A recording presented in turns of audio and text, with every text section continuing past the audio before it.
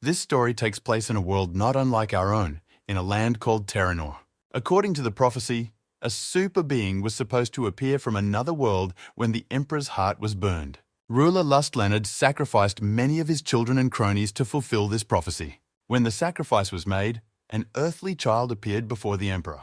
The Emperor was enraged, seeing a 10-year-old boy in front of him instead of a powerful creature whose control would have given incredible power. The boy did not understand where he was confused and frightened, but the Emperor did not care about him and ordered to take the child out of sight. Newly summoned to another world, Laxland Palace was shaken by blows of unprecedented force. Its walls and ceiling were covered with cracks and bloodstains of people and monsters. Emperor Lustleonard summoned a powerful new creature to his world out of his last strength to protect himself from an unrelenting threat. A giant serpent with spikes around its head and fangs the size of a human leg wriggled in the center of the hall, obscuring Lustleonard from the approaching night. Not a single muscle on the knight's face flinched. His cloak billowed into the air, and he gripped his sword, preparing to strike. The knight swung, and blue discharges danced around him, indicating that he was using some powerful magic. It was the two techniques of conquering heaven and rumbling mountains at once, which dealt the serpent a blow of colossal power, plunging it to the ground and tearing it apart. The Emperor realized that he had nothing to counter his attacker as the knight destroyed all the creatures and didn't even pant. The knight walked to the steps in front of the throne and said that the power of the Emperor's monsters stemmed from the fact that they were from another world. His face expressed indignation, mixed with impatience to fulfill a long-delayed plan. It turned out to be a young lad who seemed familiar to Lustleonard. The knight decided to give a hint and shouted out that he too was summoned from another world. It was Song Shihan, the unearthly savior. Everything in this hall, both the knight and the monster parts scattered around the hall, were the fruit of the Laxline family's special ability to open portals to other worlds. Shihan came closer and closer to the king sitting on the ground, accusing him of tyranny, many deaths and human suffering. But it was also because of Lustleonard that Shihan himself suffered, in whom the Emperor bitterly recognized the very boy he had neglected. A boy who was thrown into a dungeon for nothing and spent many years there with no hope of any future. The Emperor knew that 3 years ago, that boy had escaped from the dungeon with the help of a certain mage who had caused great destruction. Shihan confessed that he had been dreaming of revenge every day for years, and now the hour of reckoning had come. The boy's eyes flashed with anger, and he drew his sword, covered in blue discharges, wanting to put all his pain into this blow. The pain of years lost in confinement, the pain of injustice, and the loss of friends who died because of Lustleonard. The Emperor only gritted his teeth, feeling that these were his last moments. But there was no remorse in them, only anger. He only had time to cry out as he cursed the prophecy that had failed him so cruelly. At this moment, Shihan's sword slashed Lustleonard's chest, and he collapsed against the wall he was sitting near. The wielder of the powerful gift of summoning beings from other worlds was now dead, blood pouring from his mouth, staining his white fur collar. Shihan looked at the defeated enemy, and a stiff expression remained on his face, as if he couldn't believe that it was really over. He tucked his sword into its scabbard in a familiar motion, getting ready to leave this gloomy place. Guy cast one last glance at the dead emperor and told himself that it was finally over. Finally, Shihan closed his eyes and exhaled in relief as the fury of the fight slowly began to release him. Just then he heard footsteps approaching and was called by name by a ringing maiden's voice. The boy turned around with joy and called out to the girl in return, for it was his beloved Lavina. Still her face, framed by silver hair, radiated joy and maybe even delight. She approached, waving her hand. She congratulated Shihan on his victory, and at this moment, Lavina, with her silver hair and radiant smile, seemed like the most beautiful being in the world. The boy and the girl approached each other, and Shihan replied to Lavina that this victory was not easy for him. He wrapped his arms around her, pulling her close to him because he needed the warmth of a loved one more than ever. Shihan whispered in his girlfriend's ear that everything would be okay now, and he could finally do everything to make her happy. Lavina pulled away from the guy slightly and looked him in the eyes and addressed him by name as if she started to say something, but stopped. A familiar voice could be heard behind Shihan's back, saying that there was still one more important matter left. After all, the Emperor's heart needed to be burned. It was a magician. He was pleased that Shihan had exceeded his expectations and that he couldn't believe that Shihan would succeed in such a difficult endeavor. Shi-han was surprised to see his comrade, Mage Lilstein, here right after the beating. But Lilstein was not alone, as the other 4 of his comrades who had helped him with the plan were just coming up. They reasoned whether Shi-han would disappear if they burned the emperor's heart, and that it was ironic that the king, in trying to gain power, had called for his own death. Shi-han was even a little perturbed that they were having such an easy conversation about the fact that he could disappear from this world right now and they wouldn't be able to see him again. At this time, Lavina put her hand on his shoulder and asked him penetratingly if he wasn't anxious to get home to Earth, from where he had been ruthlessly kidnapped. Shi-han looked at his friends with a smile in return and replied that he had finally decided to stay. He said that all the people closest to him, both living and already dead, are here in this world. Lilstein, who had already started the fire to perform the burning, turned around as he listened to Shi-han's speech. The boy added that also in this world was his favorite person, and at these words, Lavina's cheeks flushed. Shi-han admitted that of course he misses the Earth, but this world has already become much more native and closer to his former homeland. The boy clenched his fist in emotion and pressed it against his armor in the area of his heart, waiting for his friends to react to this happy news. However, they did not show any violent reactions. Some stood with an absent expression, some smiled softly, and some read mockery. Lilstein, smiling slyly, clarified whether it was true that Shi-han was already unlikely to change his mind. The one confidently and ringingly affirmed the firmness and finality of his intentions. Lavina called out to Shi-han, and in her voice he heard an incomprehensible emotion. She gently placed her hands on his shoulders and kissed him, making even such a seasoned warrior feel embarrassed. He turned to her incomprehensibly, trying to figure out what she wasn't saying, but Lavina only continued to smile gently. A stiff smile played on her lips and she said it got complicated. Shi-han anxiously began to sense some sort of catch. He didn't recognize Lavina and wondered what had caused such a drastic change. Suddenly, a portal opened behind him. It was obvious from the blue discharges that it was a portal to another world. Shi-han looked around, in an attempt to get his bearings. Something strange was happening that he had no way of anticipating. Unclear silhouettes loomed in the dimensional portal. Shi-han was perplexed as to how it could have opened when Lustlenard was already dead. He shouted a warning to his friends to look around and have time to react to the unknown threat. But after a second, a chill ran down Shi-han's back and he looked at his friends. They stood without moving, perfectly calm, as if they all knew perfectly well what was going on. A fire burned in Lilstein's hand, and in the depths of the flames, something dark could be seen that had not long ago been alive. Shi-han asked if this was the Emperor's heart, but even without an answer, he knew that it was. The boy listened in horror to the words of Lilstein, who explained that even the death of the entire Laxland family left one opportunity to open the portal, and that was the heart. Lilstein held the source of the last portal in front of him on his outstretched arm, the flesh slowly turning to ash. The mage coldly said, "Shi-han has become too powerful." The others added that apart from power, he has too much popular love and popularity. They didn't want Shi-han to gain power and become stronger than all of them, to become something like a new emperor. So they thanked Shi-Khan for saving the world from tyranny, but left him no choice and concluded that he must go back to his world. Shi-Han couldn't believe his ears. For his friends, the people he wasn't afraid to put his back to, turned out to be the ones who took advantage of him. He turned to his beloved Lavina, expecting her to help him. She remained his last hope when everything was crumbling before his eyes. But his shout went unanswered. Shi-Han looked at the girl, and she only looked at him and didn't move. Lavina whispered his name, and he realized that she was in league with the others, and Shi-Han had no allies left. The girl continued to smile amiably, and it was in stark contrast to her cold voice that said Shi-Han should have left on his own. Shi-Han exclaimed in despair. He wasn't going to let things go so easily when it seemed like things should finally be fine. Lavina admitted that she dreams of power and is going to subjugate men who will shadow her greatness. And a supporting role where she's supposed to be just a companion to the great Shi-Han, she doesn't accept. Lavina condescendingly ran her finger along Shi-Han's chin and said with slight regret that Shi-Han was not fit to be her favorite. Shi-Han began to fall into a blue glow. He called out to Lavina and wanted an explanation from her.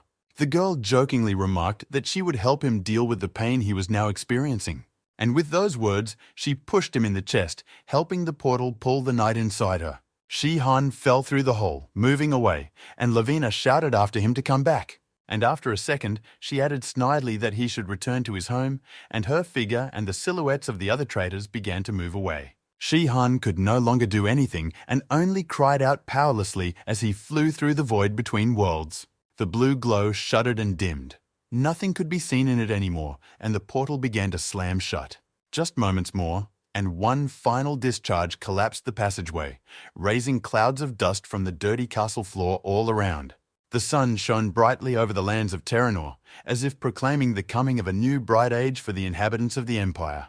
The prophecy was fulfilled, the great warrior killed the tyrant, and his allies proclaimed the glad tidings to the people from the balcony of the castle. Lilstein was declaring the beginning of the reign of 6 emperors, who were each to rule a different part of the empire to prevent a new tyranny. The crowd cheered as they greeted the deliverers, not even realizing that the famous hero Shi-Han was absent from the celebration out of choice. It was a glorious time, a time when the people of Terranor could breathe in peace, free from strife and the oppression of exorbitant taxes. This went on for a long time, year after year, until one day a portal opened again in the world of Terranor.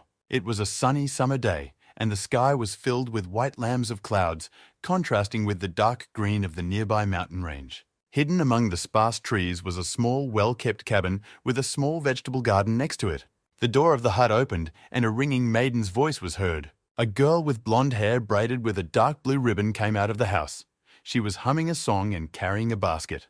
The girl was enjoying the weather. She seemed to be in a great mood and was going to do a good job. The bright sun was blinding her through the crowns of the trees, but the girl only covered herself with her hand and stepped toward the vegetable garden, carrying a hand-held hoe in a basket. Not a minute later, the hoe was already in the ground, and the work was boiling. The vegetable garden was soon to be put in full order. The girl continued humming a little song, happily tending to her plants. Suddenly, some indistinct sound caught her attention, and she stopped working and listened to see what it was. Suddenly, a few meters away from the girl, a fish flopped into the vegetable garden, and it seemed as if it had fallen from the sky.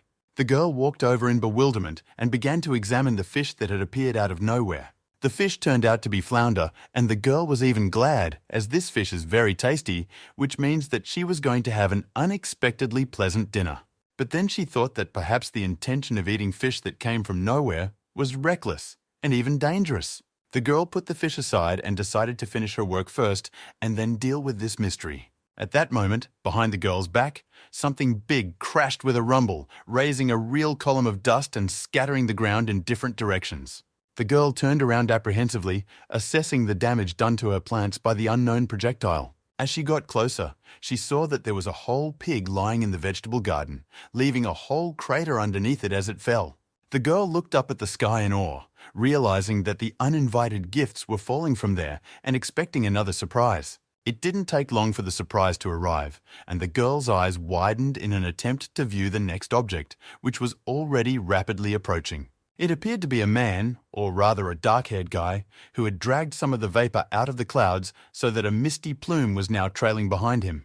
The guy cackled, looking at the ground and clearly not wanting to face her like that. It was then that the girl realized that the falling man had no clothes on, and the situation suddenly became even more awkward. The guy collapsed to the ground, kicking up such a cloud of dust that it took a little while for it to settle and become visible. The shocked girl hesitated to do anything about such extraordinary circumstances, when behind the clouds of dust she saw a body sticking out of the ground. The guy stuck his head into the ground and stood almost like an ostrich, except he was devoid of feathers. But then he pulled his head out of the ground and shook it to recover from such a hard landing. The stranger looked around confusedly, trying to figure out where he was. He saw the mountain ridge, the grove of trees surrounding the cabin, the thicket of weeds outside the vegetable garden, and seemed to be looking for familiar landmarks. Then he turned toward the hut and began to survey the yard, where there were barrel carts and a neat stone well. The girl, without letting the hoe out of her hands, approached and shyly said hello to the uninvited guest. But the guy didn't pay any attention to her. A smile played on his face. He seemed to be very pleased with something. He jumped up joyfully and laughed, and then shouted that he had gotten what he had been waiting for years. The guy raised his hands triumphantly and shouted, addressing someone and announcing that he was back. His laughter was interrupted by weakness. The stranger stooped and then began to fall. Not a couple of seconds later, he was already lying unconscious in the middle of the vegetable garden, which was natural after such a thunderous arrival. The girl stood nearby, surrounded by clouds of dust that had not yet dissipated, and thought about the fact that today she would not be able to dig in the vegetable garden. Evening came, and the hut in the middle of the grove was plunged in darkness, but its windows glowed with warm living lights. The boy opened his eyes. He found himself lying on a clean bed and covered with a sheet. He turned his head looking around the room. Next to the bed was a nightstand with a table lamp and a nice clock. The place looked very cozy. The boy asked himself where he was and tried to remember recent events. Just then, a beautiful blonde girl with a tray came up to him and pointed out that he was already awake. The girl showed the alien the porridge prepared especially for him and asked how he was feeling. The stranger struggled to rise and realized that he was naked under the sheet, and then thought with shame that it was unlikely he had made it to the bed by himself. The guy started kneading his shoulder. He was in pain and lamented that the side effects of his appearance had had too much of an effect on him. Meanwhile, the girl wondered who was in front of her, for the guest used a strange tongue but did not look like a native of the backwoods. Meanwhile, the guy looked up, his face clearing up, and he was relieved to say that he remembered he was no longer on Earth. The stranger asked the girl if she had really helped him and brought him here, and the girl, answering in the affirmative, finally came over and put the tray on the nightstand. The guy bluntly asked where he was, and the girl finally dismissed the idea that he was from some tribe. She named the nearest landmarks, Mount Dafalan, the village of Garan, but it said nothing to the stranger.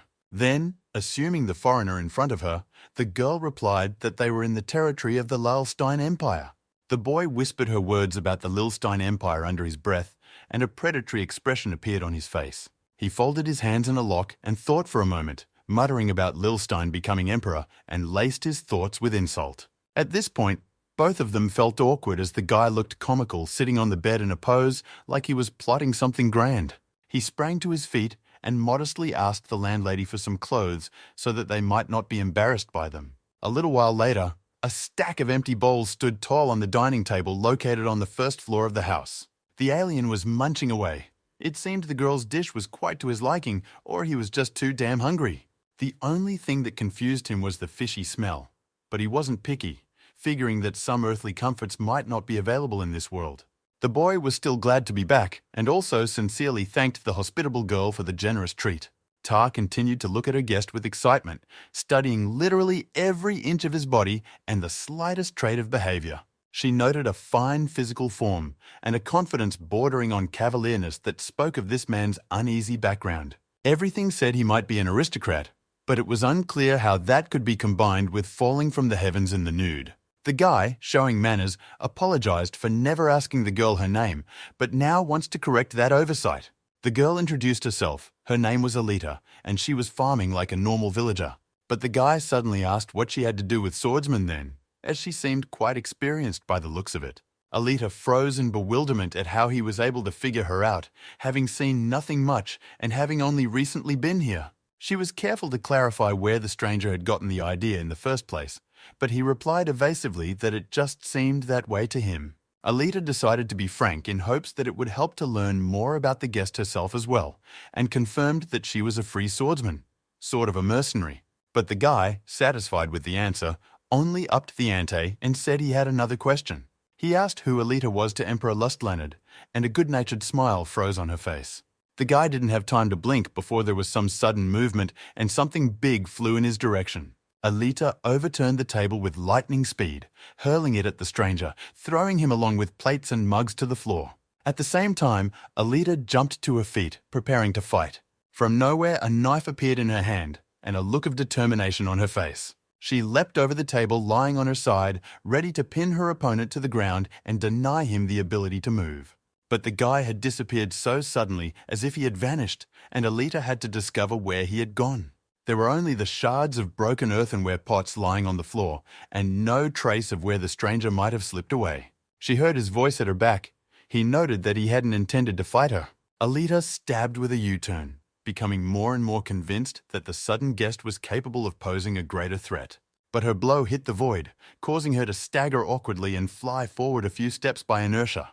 Alita assumed a fighting stance again as she continued to analyze, and came to the thought that the stranger was probably a swordsman as well. She threw another nifty punch, but the guy was able to get away from it by bending over slightly. He didn't even try to attack back. and as he continued to dodge a series of punches from Alita, he exclaimed that he just wanted to talk. Alita appreciated her opponent's skill, seeing that he dealt with her attacks without error. She decided to use a last resort and employ a technique she rarely used, striking obliquely as if drawing an invisible net. The guy smiled contentedly and praised the way Alita skillfully hid her fighting talents.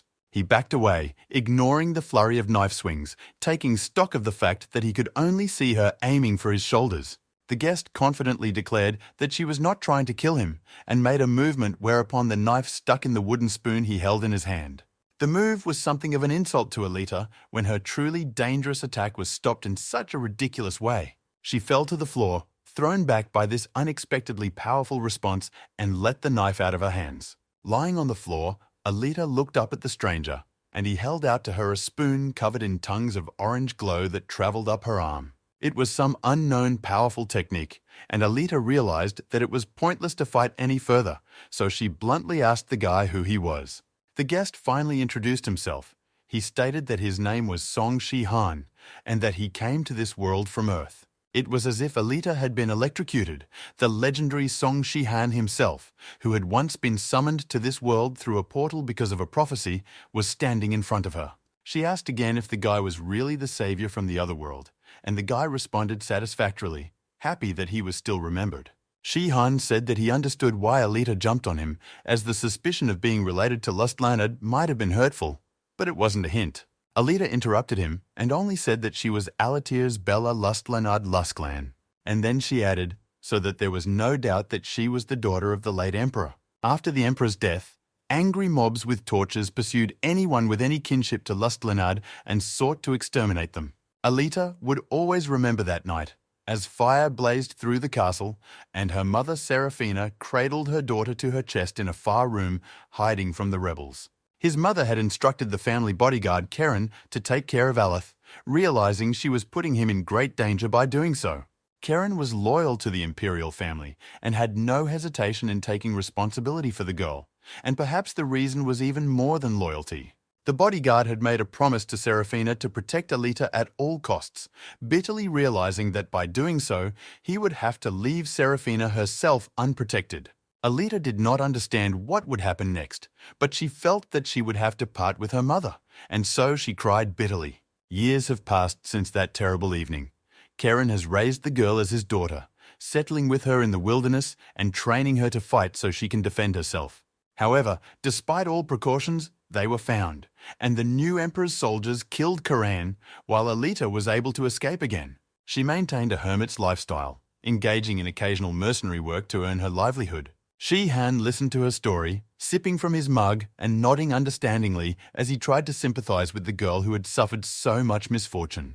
However, he asked, since he killed her father, Alita should feel animosity towards him, but she replied that she no longer associated herself with her father. Alita explained her attack by saying that the person who had learned of her kinship to the late emperor was likely to be a planted assassin. Shi-han grudgingly muttered that his former allies might have asked him if he was okay with slaughtering the emperor's entire clan. And then, in a coy tone, he said that Alita had nothing to fear now, because a beautiful man like him had fallen on her from the sky. Alita had that feeling of doing someone and being embarrassed, so she called out to Shi-han to change the subject. The girl asked, if he was really Song Shi-han, how did he manage to return from another world to Terranor? He must have been summoned by someone. And as if casually adding the question of why he was traveling naked, Shi-han blushed and accidentally squeezed the mug so that its handle flew off. He replied in a resentful tone that he did not control the laws of how portals worked, and that only living matter could pass through them. He said that's how he got here the first time, and then when he returned to Earth, he found himself naked in the crowded Gwanghwamun Square.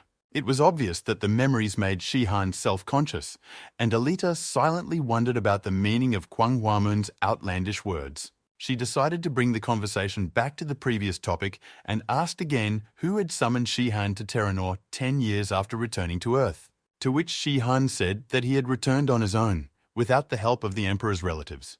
Alita experienced another shock at what else this extraordinary man was capable of. She only wondered how he did it. Shi-han replied that it was a difficult task and it had taken him 10 years in his homeworld to solve it, and to be honest, someone had helped him. He paused at half a word and listened. though it was silent, except for the evening chirping of the cicadas in the courtyard. Shi-Han turned around and peered at the grove through the window. The sudden silence startled Alita, and she asked what was wrong. The guy turned to Alita and paused.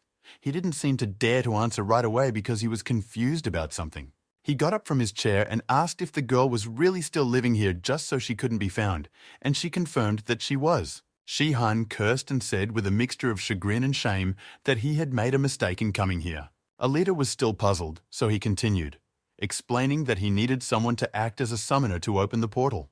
He added that since Alita was the next of kin, she fit the role perfectly, and the girl's eyes went wide. It came to her why he'd immediately asked her about her kinship with Lust Leonard, and Shi-Han had confirmed that she was his way of getting back here.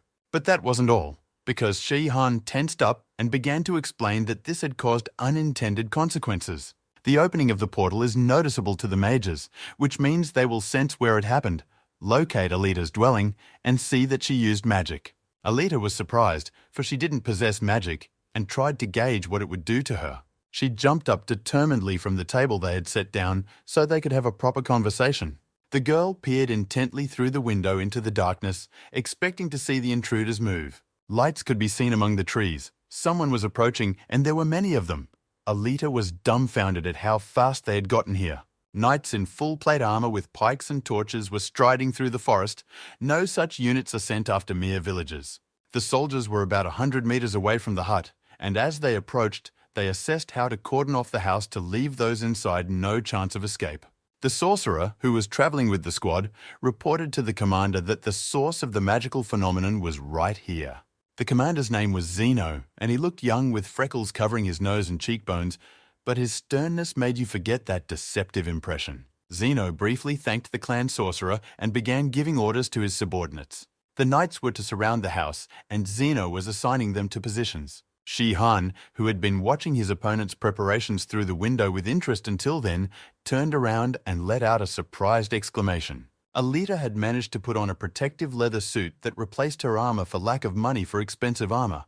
In her hand, she already held a sword. Shi-Han noted to himself the lack of doubt and timidity in the girl's demeanor, thinking that it was as if she had been waiting for this moment all her previous life. He feared that she hated him now, since by his short-sighted choice he had revealed Alita's whereabouts, and now she was in great danger. Shi-Han tried to find out what Alita was really thinking and asked her not to keep quiet if she wanted to say something to him. The girl responded, but at first she didn't understand what he wanted to hear, so she hesitated for a few seconds, but then responded quite unexpectedly, thanking her for the timely warning that had given her a chance to prepare. This wasn't what Shi-Han had expected at all, so he felt embarrassed again, as if he was like an admonishing parent beating the thanks out of her. Shouting was heard outside, the knights demanding the owner of the hut to go outside, threatening to destroy the dwelling otherwise. Zeno instructed the sorcerer to scare the inhabitants of the house with some not-so-powerful spell to make them realize the seriousness of his intentions. The sorcerer began to conjure with the gusto typical of a master of his craft, summoning swirls of flame around his hands. It was the burning peak technique. Fire burst out of the sorcerer's palms and engulfed the hut in a tornado of fire, rising tens of meters high. Zeno didn't approve of the wizard's choice. Perhaps that was the calculation, to make the spell seem dangerous, but if it really was, it was overkill. The knight reminded the sorcerer that they must deliver the girl alive, to which he assured her that the spell would not harm those inside, and muttered under his breath that, at most, there would be a few burns left, watching the soldiers cautiously approach the fire. Suddenly, the door of the burning house swung open, and Alita swiftly jumped out of it, leaping through the loose formation of knights. But the ring was not the only one, and the soldiers standing in reserve rushed to her side, emboldened by the promised reward. Alita began her martial dance, delivering smashing blows, toppling the soldiers and making them confused. The knights didn't expect such fierce resistance. A chatter passed between them that they were fighting a swordsman. Despite her skill, Alita was having an extremely hard time, with too many enemies closing in on her, and she was looking for a way to slip out of the unequal fight. There was a second pause in the battle, and she turned around to see its cause. A blue flash flashed nearby, and a powerful impact threw the girl to the ground. She immediately returned to her stance and saw that the source of the flash was the magical sword in Zeno's hands, which was thrust into the ground where she stood. Zeno resented that Alita dared to attack the soldiers, being far superior in her abilities. The blue glow around the sword seemed to pour out his anger. Alita saw that the opponent in front of her was wearing magical armor and a head stronger than her. This did not bode well.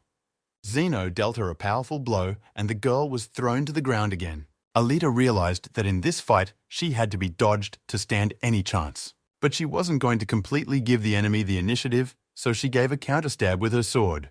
However, this only caused her magical armor to flash blue, and the blow came back at her, causing her severe pain. The commander of the knights triumphantly stated that although Alita had a high-level sword, Xenon's armor was superior. He struck again, and while Alita was able to block the enemy's mecha, it didn't go unnoticed. The girl felt a sharp pain and screamed helplessly, unable to understand where the blood spurted from.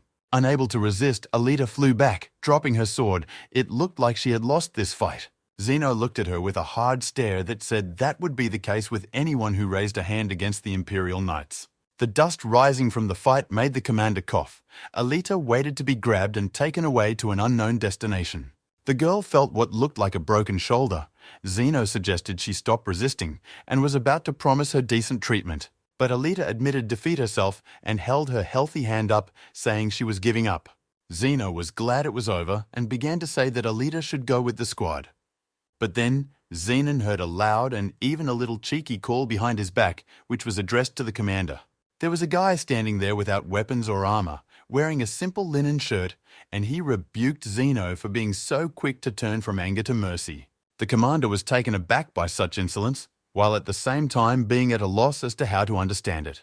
This strange guy appeared as if out of nowhere. His always perfect reflexes had failed Zeno this time, so he didn't even notice his appearance. Shihan, literally ignoring the presence of Zenon, and the rest of the knights walked towards Alita, sitting on the ground and catching her breath. The girl was also shocked. Zeno shouted sternly at Shihan's back, demanding an explanation of who he was. Shihan didn't even turn around, and only apologized to Zenon in advance and admitted that he wasn't doing it out of personal animosity. And then, in an unexpectedly cold tone, he remarked that he was compelled to take action. Zeno stared at Shihan, unable to imagine how anyone could bluff like that. And if it wasn't a bluff, then how could this unarmed guy be a threat? At this moment, Shihan finally turned around, struck Zenon with his fist from bottom to top so that he was thrown above the trees. The knight collapsed from his height, and his armor rattled from the impact with the ground, a column of dust rising into the air for the umpteenth time that day. When it dissipated slightly, the soldiers saw that their commander had stabbed himself into the ground from the impact and was lying unmoving. A chill ran down the soldiers' backs, because if the girl was able to seriously damage them, then what could this unknown hero do? At this time, Alita blinked in surprise, for she was sure that Shihan must be at loggerheads with the soldiers of the Emperor with whom they were allied. After the loss of the commander, a sorcerer took control of the unit. He demanded that the soldiers neutralize Shihan. The knights rushed at Shihan, causing him to be surprised and respectful at the same time, for they should have realized that this attack was pointless. Shihan, reluctant and even a bit handsome, remarked that he didn't want to do this, but he would have to, and raised his fist. He then sent the knights flying after their commander, repeating his request that he not be offended. Some of them he trampled into the ground, taking advantage of the fact that the armor was strong enough. The soldiers began to beg for mercy, trembling before such a mighty fighter, but he was already hard to stop. Zeno, meanwhile, came to his senses and slowly climbed out of the ground. He was annoyed and burning to ask for answers for his humiliation. But then Zeno looked up, and the desire for revenge began to fade from what he saw. His soldiers were piled haphazardly in the vegetable garden, some stuck into the soil like saplings. Zeno couldn't believe his eyes. This simply couldn't be happening. They had encountered something abnormal that they weren't prepared for. The commander looked at the defeated soldiers and thought that he was still lucky, because it looked like the enemy could have done much more damage to him. It was then that it began to dawn on him. Somewhere at the bottom of his mind, a long, untouched memory was stirring. Zeno recognized the guy's movements. Another guy appeared in front of his eyes, only younger by 10 years, wearing armor, but just as scattering the Imperial Guard, Song Shihan. The guy smiled at him just as Shihan had smiled back then before giving his opponent a blow that couldn't be repelled. Shihan turned around to Zenon and noticed that he was awake. The guy noticed that since that was the case, the knight was proving to be a tough nut to crack. The guy started to approach, fair warning that Zenon would have to be unconscious for a while longer. The knight tried to stop him, he shouted, but Shihan's charged fist had already started moving. Zeno didn't have time to say anything, the blow only knocked the air from his lungs. Shihan's hook sent him knocking him back into the hole he had punched after falling from a height. Shihan surveyed the carnage he had caused and once again asked everyone not to take offense at him, and the remaining conscious knights asked for peace. The guy agreed good-naturedly, threatening that if anyone else tried to attack him, he'd have himself to blame. The sorcerer tried to take advantage of this opportunity and began to organize a retreat. He wondered where a swordsman of such monstrous strength could have come from, and what other surprises he could expect from him. Shihan turned back to Alita and assured her with amusement in his voice that there was nothing to be afraid of and that he could stop sitting on the ground. Alita came out of her stupor, still not fully believing what was happening, and agreed that it was a good idea. He and Shihan staggered away, while the knights looked back at them in fear, gathering up their fallen comrades. The sorcerer cursed in annoyance as he realized that they had suffered a complete failure, and there was nothing they could do about it. Nevertheless, he instructed the knights to gather all the bodies of the slain to prepare them for the return journey. The sergeant of knights responded to the sorcerer's order with confusion and replied that it was not necessary. He reported that there were no fatalities in the battle. Examination revealed that the unknown fighter was so skillful that he managed to disarm everyone without killing or maiming them. The sorcerer thought he could wonder no more, but the sergeant's report made him wonder again what had even happened here this evening. This mute question hung in the evening grove, where the breeze quietly moved the leaves and, without noticing anything, the cicadas still crackled. Night was falling, but there was a full moon shining in the sky, so it wasn't completely dark in the grove. Alita wandered among the trees, holding on to her broken arm, and Shihan followed her. He tried to encourage her by telling her that they would never catch up.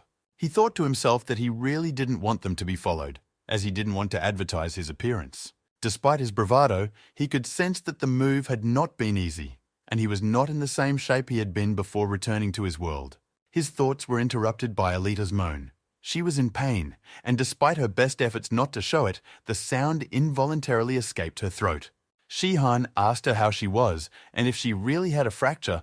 Alita confirmed in a suppressed whisper that she did. She added that it could have been much worse, alluding to the way Shihan had stood up for her. Alita was trembling, and her whole appearance was pained. But Shihan didn't seem to get the hint, so it was strange to him that Alita was so diligent in pretending that everything was fine. Before she knew it, he had constructed a splint on her arm for her and seemed to be using some kind of healing magic techniques.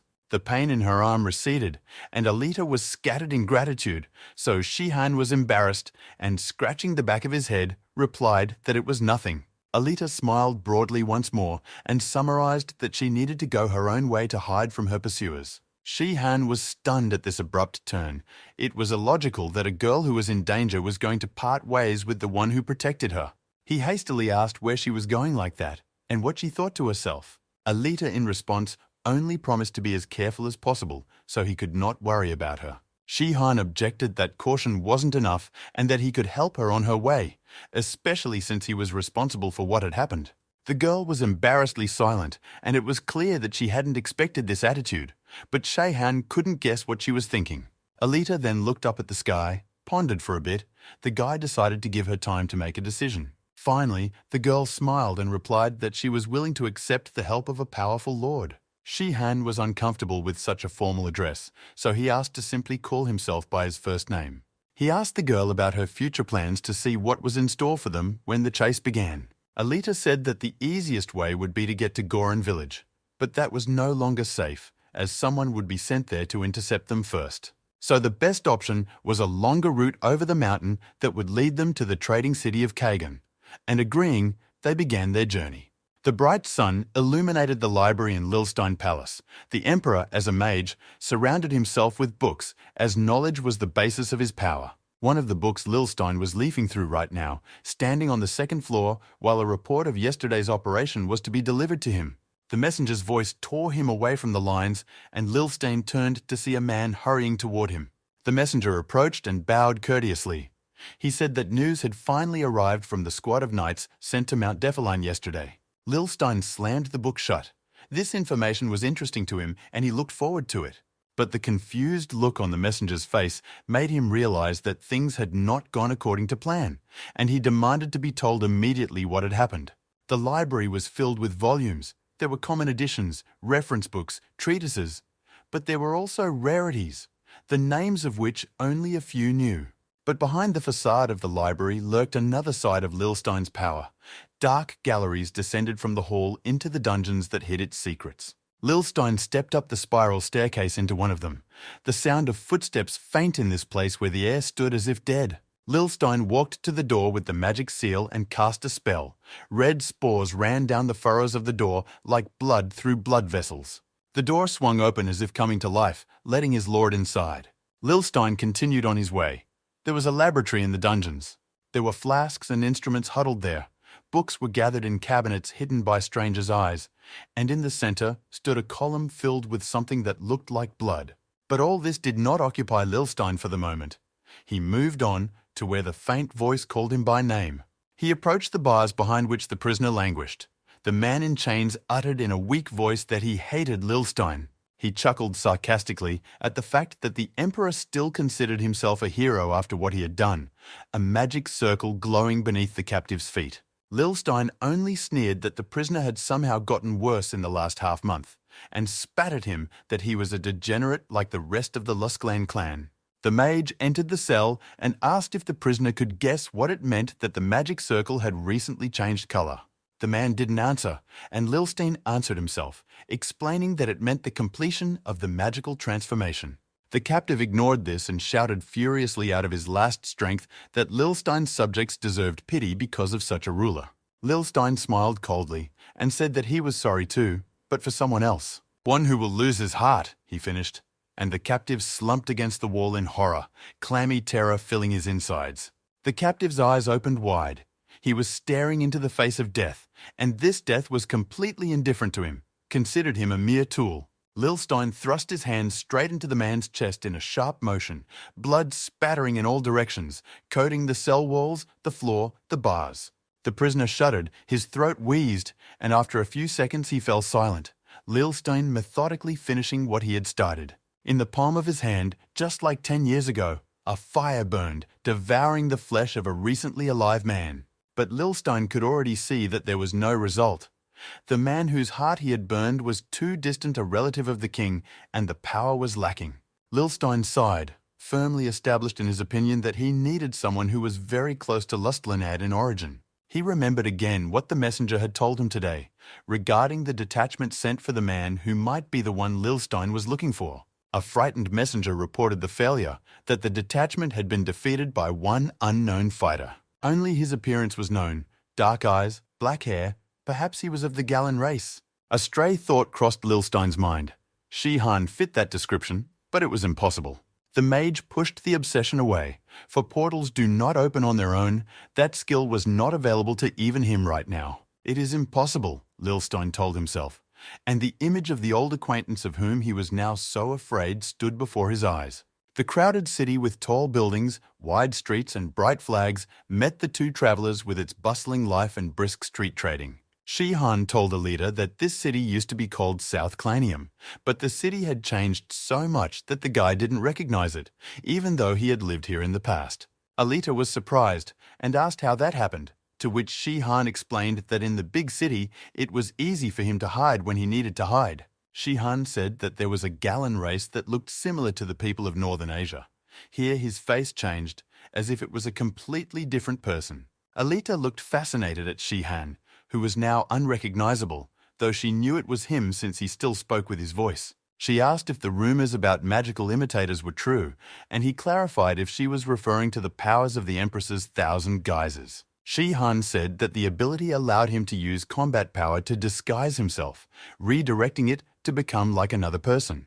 He also added that this skill belongs to Levine along with the stealth skill, but it was Shihan who invented it and taught it to Levine. The boy offered to teach Alita as well, but she refused, and Shihan still couldn't understand why she was rejecting his offers of help. Seduced by this refusal, he said they should at least get somewhere to sleep for the night, and Alita inwardly felt regret that she couldn't agree. They walked a few blocks, and Shahan asked how Alita felt about staying at this inn. In front of him stood a tall, three-story house that looked very presentable. Alita was surprised that Shihan knew this inn as well, and he stood there, seemingly engulfed in memories. The guy replied that he hadn't been to this inn before because there used to be a gallows instead, and something inside Alita's mind twitched. Shihan saw a scaffold in front of him with a crossbar and a coarse rope that had ruined many lives. Nevertheless, he smiled and said that the place had already changed completely. And with those words, he invited Alita in, but she didn't find the idea so appealing anymore. She wondered if they would then encounter ghosts at this inn. But Shihan, either in jest or in earnest, replied that if there was one, it was to see old comrades.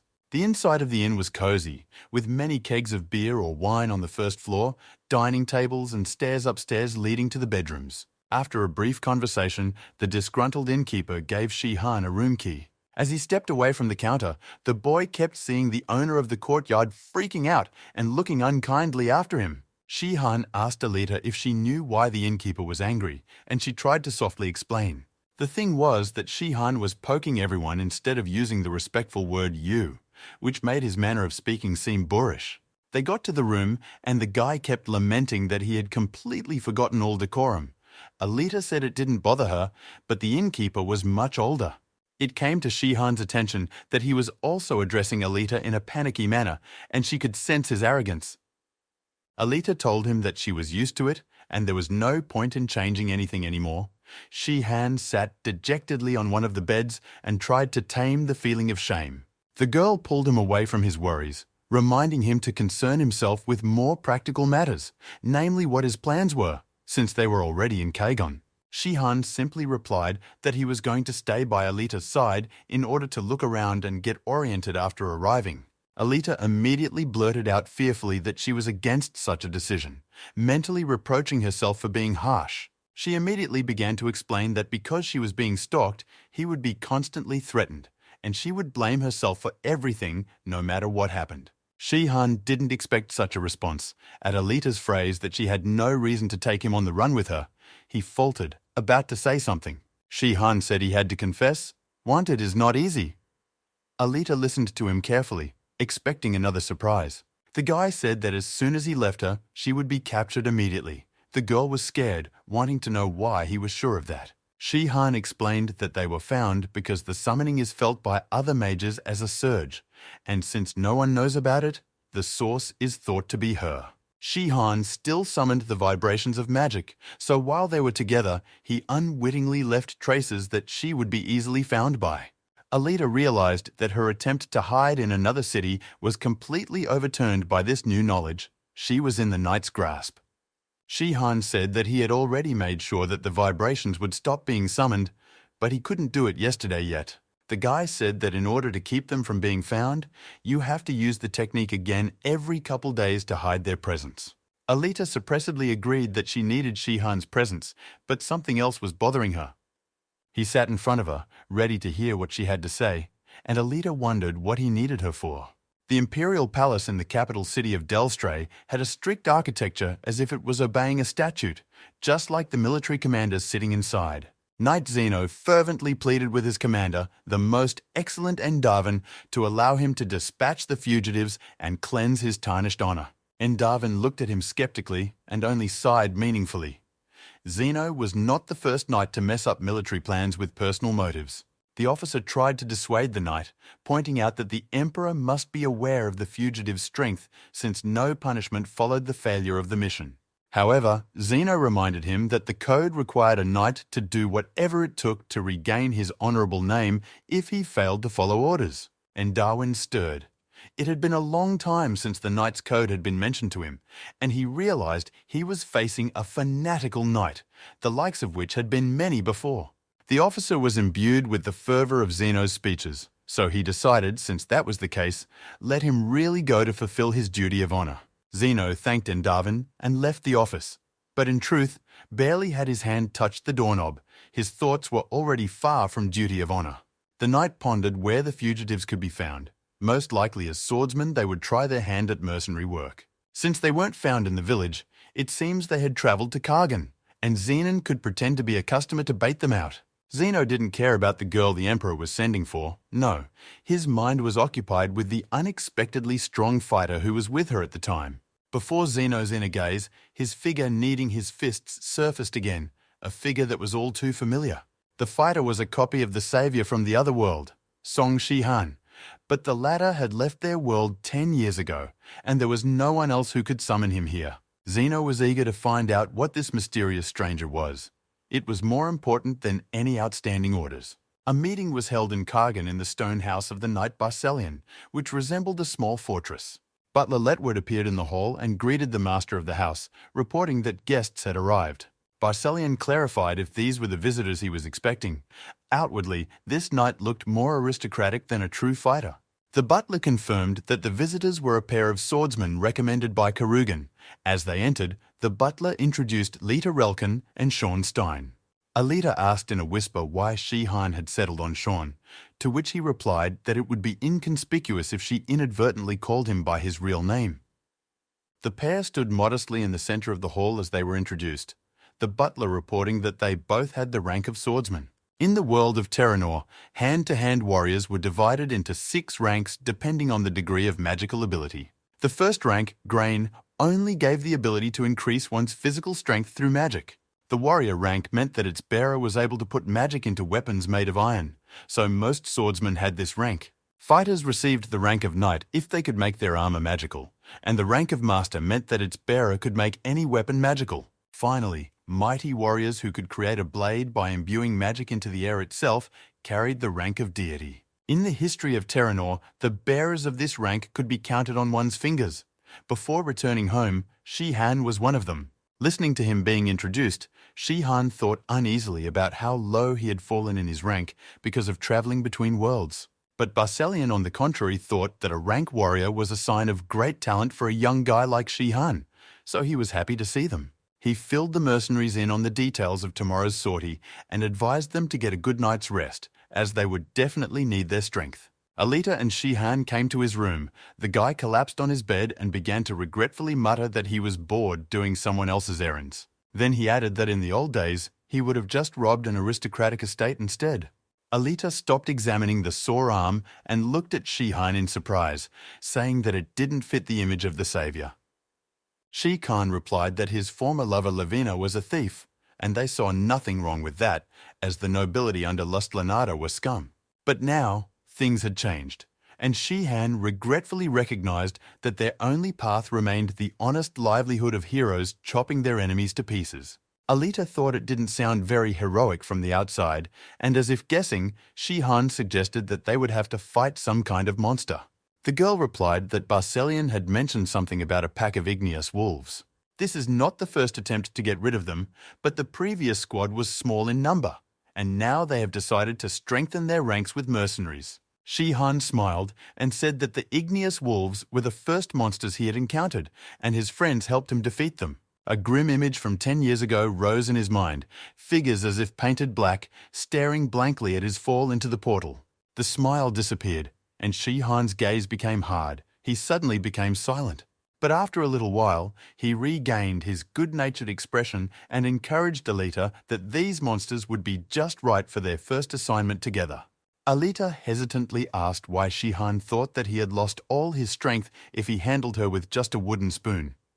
But the guy admonishingly raised his finger and said she needed to look on the bright side. He had to use a spoon to deal with her. Shihan explained that he was like an international champion who, even without equipment, could beat a fully equipped rookie through experience. Alita repeated the unfamiliar words international champion, but Shihan was too lazy to explain, so he just suggested that she go to bed. The morning was just as clear. Summer in Terranor was enjoying its beautiful weather. Barcelion was inspiring his soldiers before the sortie. He was clad in armor and was giving a pathos speech. In front of the soldiers, raising his sword upward, the knight promised to destroy all the brats who had settled on his land uninvited. The soldiers let out an excited cry, while Shihan looked on skeptically as he assessed the aristocrat's equipment. The armor was good for fighting against other knights, but when fighting monsters, it only restrained movement with its weight. He and Alita were still wearing the light attire that gave maximum maneuverability. Shihan stated that the knights hadn't changed at all. The squad had been pacing for a long time when a guy asked Alita walking beside him how her arm was feeling. She replied that the wound was on the mend. Shihan said that it was good because it was time for her to get ready for the fight. But Alita didn't immediately catch on to what she was talking about. The guy hinted that there was a sulphurous smell wafting through the air. It seemed the other members of the squad had smelled it too and started looking around. Suddenly, a large carcass jumped out of the bushes at the people, but because of the speed, no one realized what was happening. Barselian shouted the command to take a circular defense, but his voice sounded too frightened for the commander. A pack of huge red wolves appeared from the thicket, smoke billowing from their mouths and tongues of flame shooting from their eyes. The knight shouted triumphantly to the wolves to attack, holding his sword out in front of him and anticipating how he would deal with them. However, the nearest wolf rushed at him so sharply that it knocked him down and knocked the sword out of his hand. Shihan looked at this, feeling ashamed of Barselian, realizing that the latter was a worthless warrior. As for an aristocrat, other wolves began to crowd the soldiers, and those, frightened by their commander's fall, began to dismount, and Barselian shouted at them, trying to keep the formation. Shihan decided that it was time to save the situation and gave a powerful blow to the wolf nearby. The beast fell to the ground, its red-hot blood spurting out. The lad assessed and realized that he would have enough skill to outbreed the pack on his own, but he decided to be careful not to stand out too much. While Shihan was looking for a new target, the soldiers were still panicking, thinking that they were doomed. Although perhaps they weren't so wrong, Shihan felt heavy footsteps echoing on the ground. Something big was approaching from the forest. A giant-sized wolf, 3 meters tall, appeared in the clearing, blue electric shocks dancing on the ends of its fur. Shihan, who had thought that the fight would be boring, smiled contentedly. The pack leader had become his main target. He staked out his sword in front of him, watching carefully to see what the giant creature would do. Those soldiers who still had some self-control panicked and fled into the forest, but Shihan didn't need them. Barselian tried to stop his subordinates. He too realized that the death of the lead wolf was a chance to scatter the entire pack. But seeing that the soldiers had already hidden behind the trees, Barselian also lost his presence of mind and shouted that Shihan and Alita should handle the wolf. Alita walked over to her partner, looking at him wondering what they should do now, and Shihan joked that there were often difficulties in a mercenary's job. So the guy instructed Alita to deal with the leader, and he himself planned to neutralize the rest of the pack. The girl clearly did not expect such a turn. Throwing back the wolf that jumped at him, Shihan said that it was just a bunch of wolves, and they should be able to handle it. Striking the next beast with his sword, he shouted to the stunned Alita to attack. The girl decided to trust Shihan's tactics and obediently rushed towards the pack leader, gaining momentum for a powerful strike. She leapt to strike from above, where gravity would give the blow extra energy. The wolf raised its head towards her, opening its maw. A stream of blue flame, with electric discharges swarming around it, flew out of that mouth towards Alita, and she couldn't dodge the jump. Feeling the heat and pricks of thousands of electric needles all over her skin, she swung her sword, aiming for the wolf's vulnerable spots on its muzzle. The wolf ducked, and the blow struck him in the side. And though blood spurted from the wound, the blow was tangential and only enraged the beast. The wolf bared fangs the length of a man's forearm and roared so that the crowns of the nearby trees swayed. Alita regrouped, and while the wolf roared, she was already lashing out with another attack, trying to think of something more effective than the previous attack. The wolf gave her the opportunity, tilting its muzzle to meet her, and the swordswoman thrust her sword at the wolf's eye, putting all her speed into the blow. Shihan, who had scattered the wolves, took a moment to look back and felt respect for his partner. But he saw everything change in a fraction of an instant, and for the first time since his arrival, he experienced consternation. The sword was sticking out of the wolf's forehead, but he didn't think to fall. By dictate of a nightmarish coincidence, the blade stuck in his brain didn't result in death or unconsciousness. Alita was more than a little frightened too, for she was sure she had made it, and now her sword was sticking out of the wolf's muzzle high above the ground. The wolf made a burst of electricity, and a powerful electric arc passed through the girl. She flew aside and collapsed to the ground unconscious, surrounded by lightning bolts running across the ground. The wolf sprang towards her and grabbed her in his jaws. It was unclear if he was going to bite her in half and throw her with all his might. Shihan let out a menacing shout, shouting out Alita's name. She, of course, didn't hear, but this shout gave him strength himself. Earlier, when they were at the inn discussing their future plans, Alita had asked Shihan what his interest in her was, why he wanted her. Shihan had another confession to make at that moment, but he tried to be honest with the girl about everything. He told her how summoning from another world worked, and then that for his first summoning, the Emperor had used other people's hearts. Therefore, the Emperor could no longer just send him back to Earth even if he wanted to. This time, Shi-Khan has made Alita his summoner, and so he needs her to stay in Terranor. Shi-Han rushed towards the wolf, realizing that ridiculous bad luck could send him back to Earth so soon. After all, if Alita dies, the ritual that summoned him to this world will cease to work. The girl was unconscious, and the wolf was carrying her away in its jaws. Shi-Han couldn't catch up to the giant by simply running. He realized he was wasting energy running, and the chance to speed up was getting farther away from him with every second.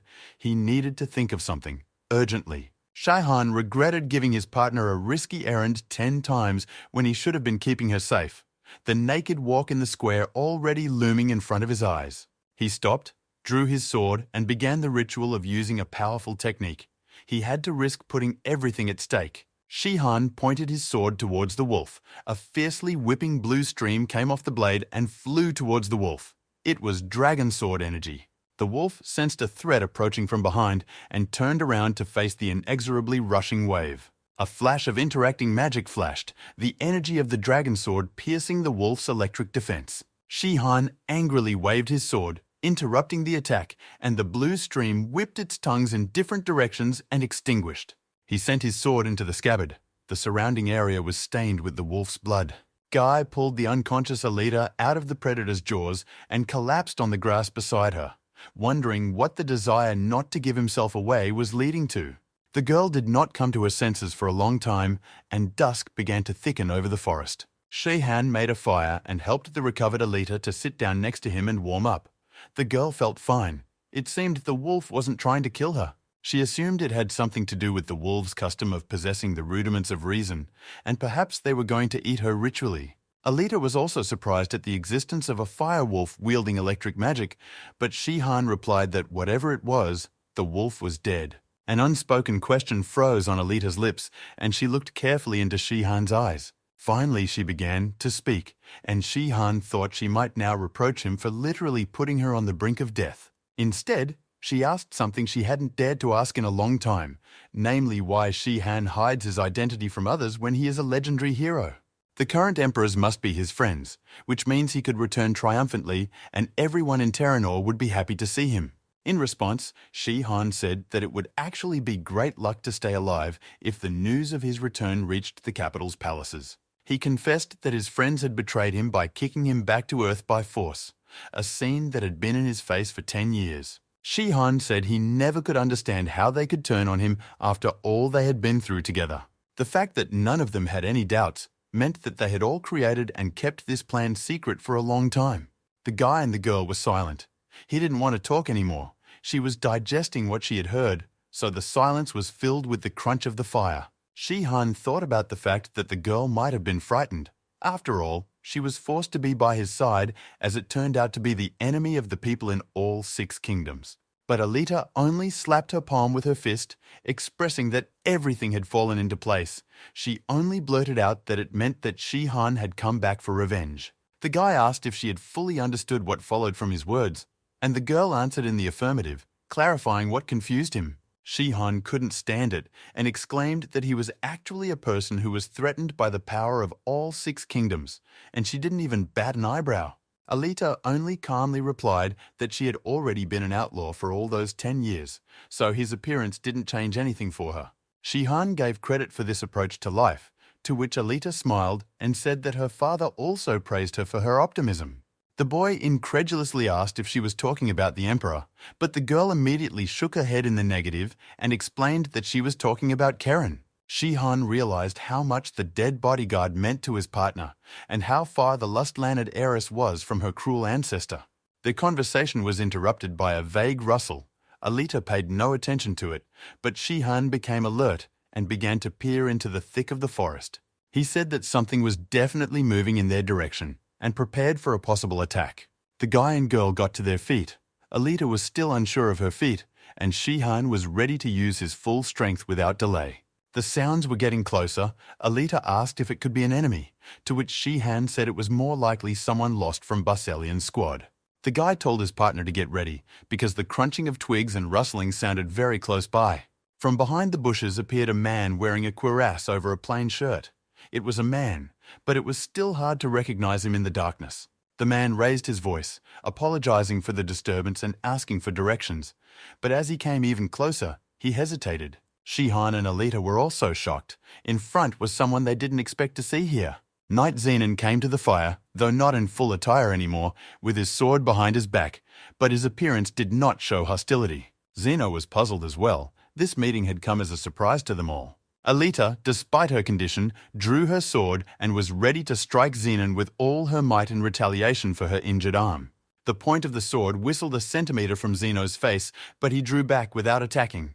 He waved his unarmed hands and asked to stop, claiming he didn't want to get into a fight.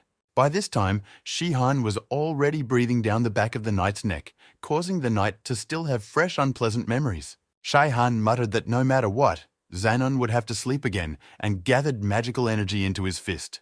And with a practiced movement, he once again sent the knight flying so that his lats only jingled. But Zeno in the air was completely convinced of his assumption and concentrated his magic as well. This allowed him not to collapse down powerlessly, but to do a smooth flip and land on his feet, keeping him stable. This was a serious surprise to Shihan. It wasn't that the knight had become more dangerous, but it was a mystery how he managed it. The knight landed a dozen paces away from where he was standing before, and Shihan staggered over to him to find out what was up. He directly asked the knight how he was able to cancel the magic strike. After all, it was the application of a rare personal skill that few people know about. Now already Shihan wanted to find out who Zenon was and what he knew. Zeno only replied that he knew nothing, but he had his hunches, and those hunches were fully confirmed by today's meeting. The knight reached into his bag with his hand, and Shihan, thinking that there might be a weapon in there, prepared to repel the blow. He shouted a question to the knight about what he was trying to get at, making it clear that the reaction would be immediate. However, upon seeing what Zenon was pulling out of the purse compartment, Shihan was stunned, at a loss for words. With a stony expression, Zenon picked up the retrieved object and held it out to Shihan under his nose. They were underpants, blue-striped, cleanly washed and neatly folded. Zeno asked if they belonged to Shihan. Shihan and Alita froze at the absurdity of what was happening. If this was the Emperor's plan to capture them, he had no shortage of imagination. But Zeno continued to hold the briefs in front of him, a satisfied smile spreading across his face as if he had achieved a long-desired goal. Forgetting his promise to keep Alita safe, Shihan asked the girl to kill the pervert, to which Zenon again asked for his word. He apologized and said he was misunderstood, but Shihan was so discouraged that he didn't really want to listen. Zenon waved his underpants, yelling that he was surrendering, and the pair thought he was using the rag as a white flag. But then a tag caught Shihan's eye, one that wasn't usually found on underwear sewn in Terranor. It was a tag with his name on it. The guy recognized his handwriting on the tag. He realized that it was indeed an item that belonged to him and that he hadn't expected to see. Zeno triumphantly confirmed that there was no mistake here. All that was left was for Shihan to admit that he was indeed a savior from another world. Shihan realized that this man recognized him, despite the power lost due to displacement, and now Zeno was asking if Shihan remembered him. It turned out that Shihan had saved Zenon as a child 12 years ago in Barren Village.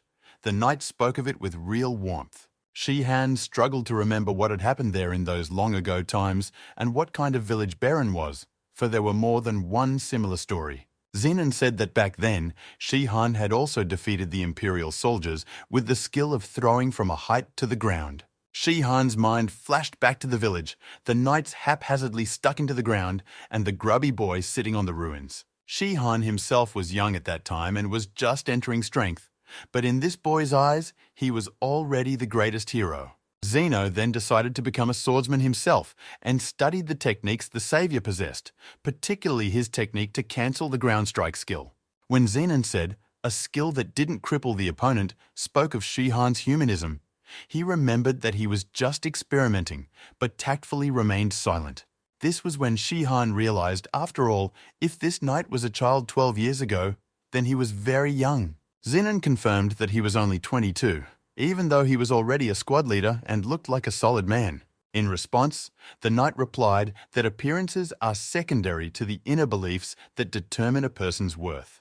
But when asked what the phrase was, Zeno replied that it was a quote from the Savior, and Shihan felt like a star, for he was being quoted.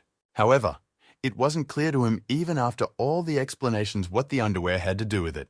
But the knight said that it wasn't just underwear. He confessed that it was part of a collection of things related to the Savior from another world. There were several books in that collection. Also sketches of images of the Savior that were drawn while Shihan was still traveling Terranor. Zeno simply and openly admitted that he had worshipped him, the legendary hero, since that moment in his childhood. Shihan himself didn't know what to think in such a situation. He had never heard such confessions before, but 10 years of absence had prepared him some special surprises. Zeno said they were the underpants the Savior had worn during the battle with Lustlenard, and they had cost him an astronomical amount of money. Shihan wanted to stop these revelations, so he simply asked Zenon to hide the ill-fated underpants away because the matter was over. Zeno knelt down and presented the sword to Shihan. The knight said he had served Lilstein as an ally of the Savior, but now he wanted to serve him himself. Shihan asked what he would do if Lilstein suddenly turned out to be an enemy of the Savior. Zeno did not hesitate to reply that Shihan's enemies would become his enemies because he believed in his idol and his fight against evil. The knight humbly waited for an answer. He had put his entire fate on the line at this moment, admitting his willingness to renounce the emperor. Shihan was silent and pondered the situation, weighing the pros and cons. This man was contradictory. In the end, he agreed after all, since Zenon knows who Shihan is, he should be kept nearby, so the only thing left to do is to trust him. Shihan took Zenon's sword and tried its weight, assessing what kind of warrior was capable of handling it. Since he had become an idol, he exercised his right to take a knight into his service and solemnly listened to his oath. Zenon's stride looked happy. It looked like something he never dreamed of had come true. The knight fervently promised not to fail and justify his trust, and then volunteered to exterminate the remaining wolves. Shihan replied that there was no need for that since the ringleader had already been defeated and was lying a couple dozen meters away from the clearing. Zeno was surprised and added that he may not have understood his newly minted commander's entire plan. He said that fire wolves always live in pairs and suggested that the corpse of the giant wolf was bait to kill its female. Shihan realized that bravado with experience sometimes misfired, and that he had completely forgotten little things like the family background of some monsters. As he once again fought an attack of shame, Alita felt a chill inside because they had been carelessly sitting there all this time. All three of them approached the carcass of the dead wolf, and an even more massive and eerie she-wolf rose to her paws out of the shadows. Around the she-wolf danced an elaborate dance of tongues of magical flame. She slowly began to approach the company of heroes, surprisingly silent. Shihan cursed himself for such a shameful oversight. Obviously, the huge ringleader couldn't be a loner. Otherwise, he wouldn't have a good life. Alita asked what about the boasted experience, to which Shihan reproachfully replied that a person who graduated long ago wouldn't be able to solve the equation either. The girl asked what an equation was, and Shihan scratched his head, realizing that he needed to do a better job of choosing examples when explaining. Zeno, on the other hand, took the she-wolf as a chance to prove himself and fervently asked Shihan to let him deal with the beast. Shihan agreed, determined to fulfill the knight's request and get rid of the troublesome job at the same time. Zeno stood in front of the she-wolf and drew his huge sword. The beast didn't seem to realize what a serious opponent it would have to deal with. Zeno wanted to demonstrate the highest level of his skill to impress his idol and earn respect. After all, the last time he had only stabbed himself twice in combat, and that could not be called a decently fought battle. The knight began the ritual, and yellow sparks began to surround him. Where the sword tip cut through the air, the weapon was infused with magic. Alita marveled at this skill, and Shihan condescendingly remarked that Zenon was overzealous and could have been defeated in a simpler way. The she-wolf tore toward Zenon at the same time, opening her jaws and striking from the side with her huge ignited claws. Shihan struck back with his sword, releasing a wave of bright yellow glow that was directed at the beast's head. The knight let out a battle cry. Now he himself was like an igneous wolf, his eyes also burning. Swing after swing followed, dealing the she-wolf crushing blows time after time, though she was clearly not going to give up easily either. Alita was under a strong impression. Now she realized how strong an opponent she had fought then in front of her dwelling. Here, Shah Han rubbed his chin and asked if Alita agreed that although she was a skillful warrior, this guy was also good at something. Alita indignantly asked what the phrase "something skillful" meant, to which Shihan smiled and replied that geniuses were annoying and that he had inflated expectations. Then he added that he was, of course, not even a genius, just an alien from Earth, and that the genius he knew was Lavina. Alita at this time thought that Shihan was nostalgic for the old days since he remembered this Lavina so often. Meanwhile, Zenon's fight continued. Flames began to burst from the she-wolf's mouth to the sides.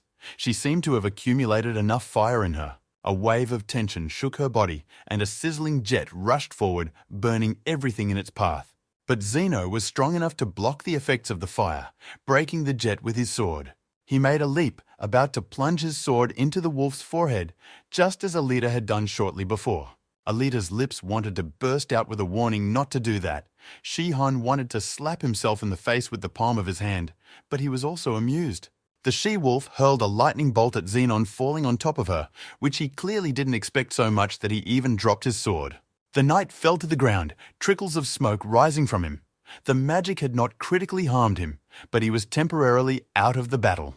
Alita asked if she looked exactly the same from the outside, to which Shihan laughingly replied that he was having déjà vu. Zeno shouted an indignant question to his comrades as to how come the fire wolves were starting to strike with lightning. Alita offered to defeat the wolf, thinking that she already knew about the catch and would handle it more successfully this time. But Shihan decided to do it himself. He said his main feature was his immunity to magic, and Alita realized it had to do with being transported from another world. The power of the creatures her kind was famous for summoning was based on the ability to not take damage from magic. Song Shihan. Despite his human nature was just as much a creature, he was now standing in front of the she-wolf in a relaxed pose.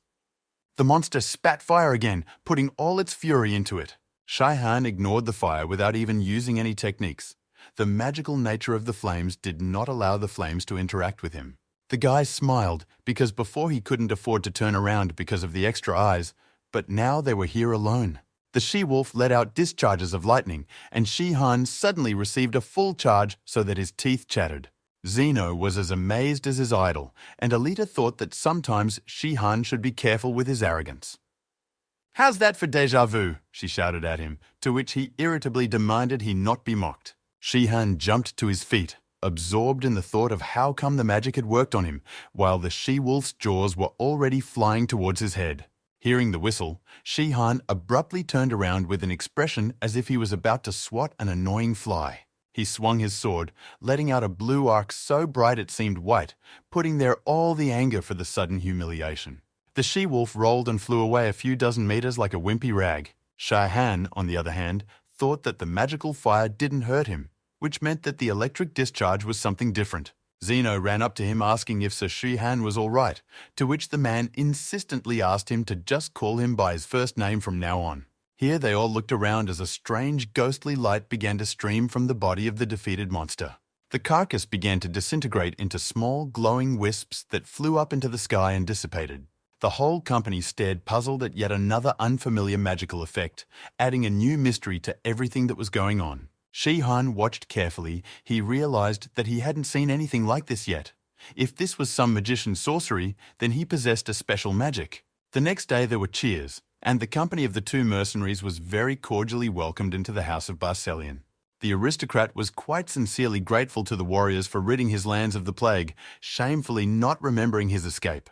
For their errand, Barselion gave them 2 weighty purses with 600 silver coins poured into them. As they left the manor, Shihan shook his purses in satisfaction and told Alita that it wasn't bad revenue, although they would need more money. Money fever had already flashed in the guy's eyes, and he was thinking aloud about where else to find challenging assignments, while Alita looked at him skeptically. They met Zenon on the street, and he asked if the payment for the errand was all right. Then he added that he had heard them talking about money from afar and held out another purse with 100 gold coins. Shihan and Alita stared at this wealth in disbelief, wondering where Zeno got it from. They pounced on him with questioning, and Zeno sank down before answering. Knight admitted that he had sold the very same savior's underpants, and it was a significant loss to his collection. Shihan already regretted his decision to find out the origin of the gold, and Zenon said he would do anything for his commander. Alita snidely remarked that if Shihan's underpants were so expensive, they could sell another one, to which Shihan hastily countered that those were special. Zeno asked what their future plans would be, given that they had enough money for a certain amount of time and could stay out of the mercenary business for now. Shihan replied that he had 3 options, but he hadn't made up his mind definitively yet, and that there was one spot that wouldn't be hard to win. He was going through the gold coins at this time and looking at the image on one of them with interest. Shihan uttered that he would finally see his face again, and Alita and Zenon looked at Shihan questioningly to see who he meant. Shihan said that he had made up his mind and that they were to go to the north, his face darkening. Their target was the kingdom of Jacksongard, and it was his face, the face of a former ally and traitor at the same time, that was minted on the coin. There was a conversation going on in Lilstein's laboratory, though no one was visible except the Emperor. The interlocutor's voice came from a tub filled with water, and standing on the table, it was Trandon, one of Lilstein's powerful sorcerers. The Emperor asked good-naturedly why Trandon wanted to talk to him, since it was not yet time for the next report. Trandon broke the news that subjects 11 and 12 were no longer leaving a problem, as Barcelian was able to deal with them himself. Lilstein hummed approvingly. The wolves really weren't very strong, and maybe there was just someone who could handle them. But that wasn't all, Trandon seemed hesitant to say, and stalled for time. Finally, he squeezed out that the subject one was also lost, causing Lilstein's face to contort into a grimace of rage. Lilstein leaned into the water, so that Trandon on the other side experienced fear despite the distance that separated them. Lilstein shouted how dare Trandon consider himself the head of the ivory tower if he made such a mistake. The 4 magical towers of Terranor, red, white, blue and black, were made of ivory. The previous emperor, being the most powerful mage, collected knowledge and wisdom in these towers. Knowledge was distributed according to complexity and sophistication on the floors, so that new mages would rise higher and higher as they learned. Lilstein was the head of the Red Tower. He had reached the highest level of skill. The emperor reminded Tranda that he was only in charge of the tower for the reason that his rivals had been executed and that he belonged on the 8th floor. Lilstein demanded to deal with Subject 1 as quickly as possible and warned that this was the last chance. Tranda felt a drop of sweat trickle down his temple. Lilstein's face disappeared and only water remained in the tub. Tranda sighed heavily. He was trying to calm his nerves because they wouldn't help him with the issue. After all, he could have been ordered to be killed by now, but instead he could still try to save the day for now. In a semicircle of mountains to the north was the capital of the kingdom of Jacksongard, adorned with a monumental royal palace. The heels of a man dressed in white clapped as he strode down the palace corridor, which was lined with elaborately decorated tiles to the royal chambers. The man opened the massive door and looked around for the king, then he called out to his master. Emperor Jacksongard withdrew and asked his squire what was the matter and why he was bothering him. However, being in good spirits, Jacksongard invited the squire to have a drink together. The latter approached and saw the emperor surrounded by wine and girls.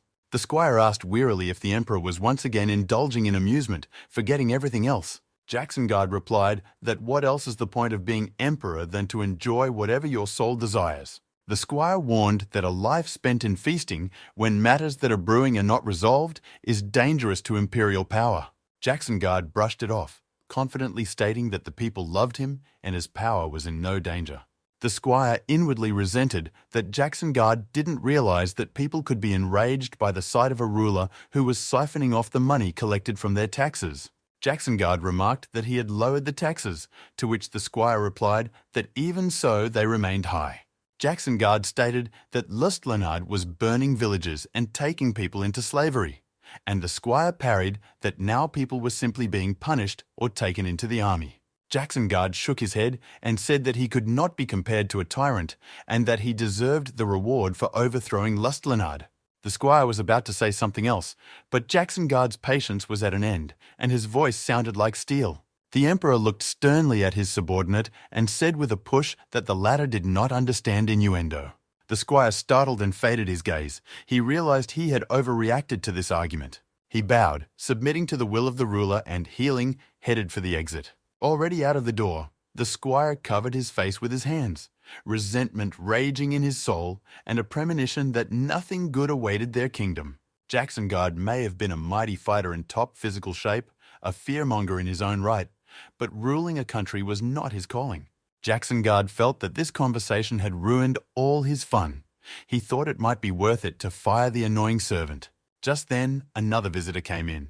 Unlike the squire, he did not hesitate to swing open the door and enter the chambers with determination. He was dressed in a business suit and carried a stack of documents under his arm.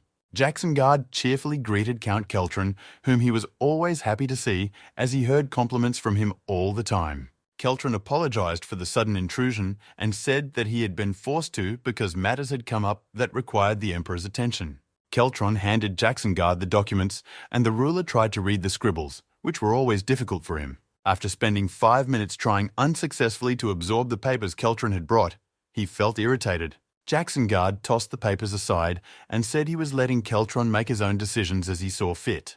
Jacksonguard declared that as king he should not be concerned with paperwork, but with the real royal business, the defense of the innocent and the suffering. On the western edge of the capital, from where only the tops of the roofs of the royal palace were visible, there were guests that Jacksonguard had not expected. In front of Shah Han and his companions stood a shabby, dilapidated two-story house.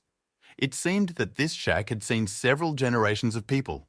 Alita looked doubtfully at the acquisition, but Shihan said that staying in the inn would be too dangerous. Zeno agreed with the commander's argument, but said he had an objection of a different sort.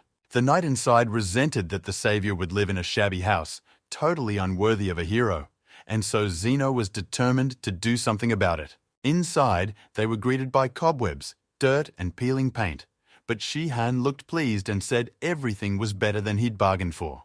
Zenon, who was standing behind him, was silent, but this silence was ringing.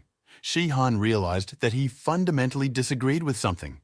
The knight exclaimed that this house would be a cursed place where Shahan was not allowed to be until Zenon made things right. He ushered Shihan and Alita outside, proceeding to put the house in the proper order Zenon had envisioned it to be. There were violent rustles, creaks, and rumbles inside the house, and magical sparks could be seen through the windows. Shihan and Alita were sitting in the courtyard, occasionally looking at each other puzzled and exchanging jokes about how these sounds didn't sound like cleaning. When they went inside in the evening, they couldn't believe their eyes.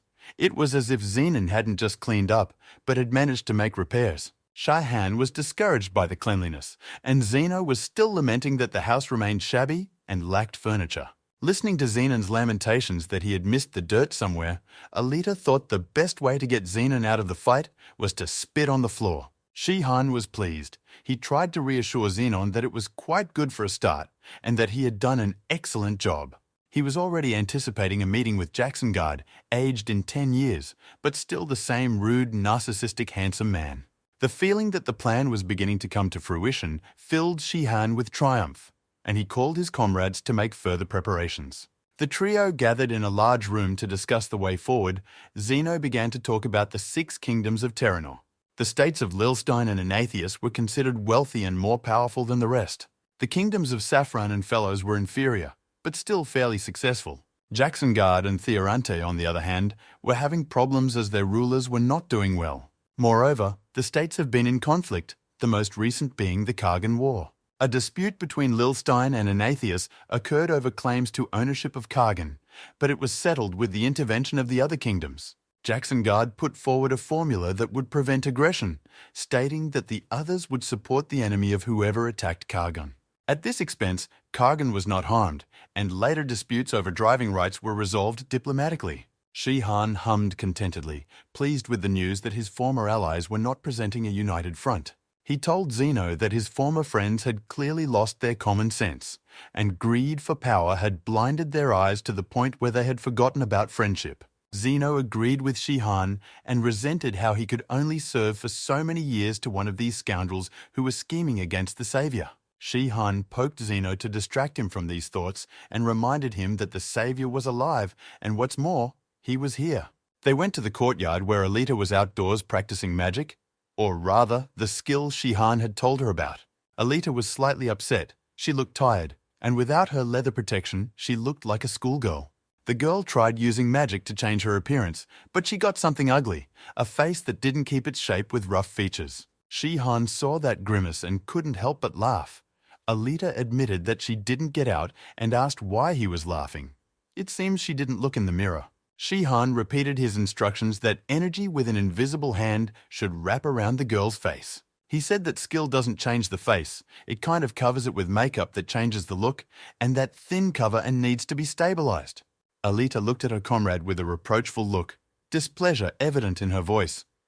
She said that he only rambles the same thing, and although he himself is a master in the skill, but explanation is not his outstanding talent. Shihan admitted that he himself didn't understand how he did it, so he could only quote Lavina's explanations as she taught others. Alita asked how he had mastered the skill, but Shihan replied that he and Zenon alas could not use that method. And the reason for that is because Shihan came from Earth, so it's not the same with him as it is with the people of Terranor. People in these two worlds, despite appearances of indistinguishability, perceive magic differently. The people of Terranor have to engage in spiritual practices in order to master their battle energy. It's as if they are wandering through a dark warehouse. The Zumlans, on the other hand, and Shihan among others, are seen in this warehouse, so they can simply walk over and take what they need, master the technique they want. Due to this, it only took Shihan 3 years to reach the highest possible mastery in martial and magical skills. Alita was angry at such an injustice, and Shihan honestly admitted that he couldn't consider himself a genius for this reason. Shihan added that Leelstein researched this, and it turns out that this effect doesn't just affect Earth. The realignment happens when a portal is passed through. Alita grudgingly remarked that it was unfortunate that some passing through portals bestowed such a forbidding talent. Shihan recognized that he didn't claim the laurels of a good teacher, and she would have to try to learn the technique on her own. He was about to leave, but Alita called out to him, an idea flashing in her eyes. She asked that if you sent a person from Terranor to another world and then brought them back, they would become as strong as Shihan. Shihan realized that he hadn't thought of such an idea before. This girl definitely had a subtle mind and was thinking better than him. The guy replied that in theory it could work, but then their conversation was interrupted by the rumble of boulders falling from a height. All three of them felt a fine vibration coming straight from the ground. They glanced over, and Zeno suggested that it might be an earthquake. But Shihan said that it wasn't it, because he could feel the extraneous energy and it seemed familiar to him. But that would be unbelievable. The tremors grew stronger, and buildings in the city began to collapse. There were screams of people who didn't have time to jump out of their houses and fell under the rubble. Some died, and some screamed to be pulled out. There were other cries, shrieks of terror that people let out at the sight of huge predatory creatures as tall as houses.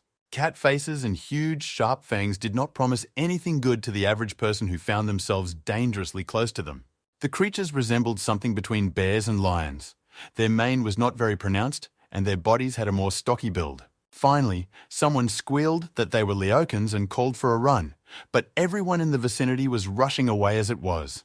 The young girl stumbled and fell, backing away from the others, and the Leokans were already at her side. A clawed paw with long fingers was about to grab her.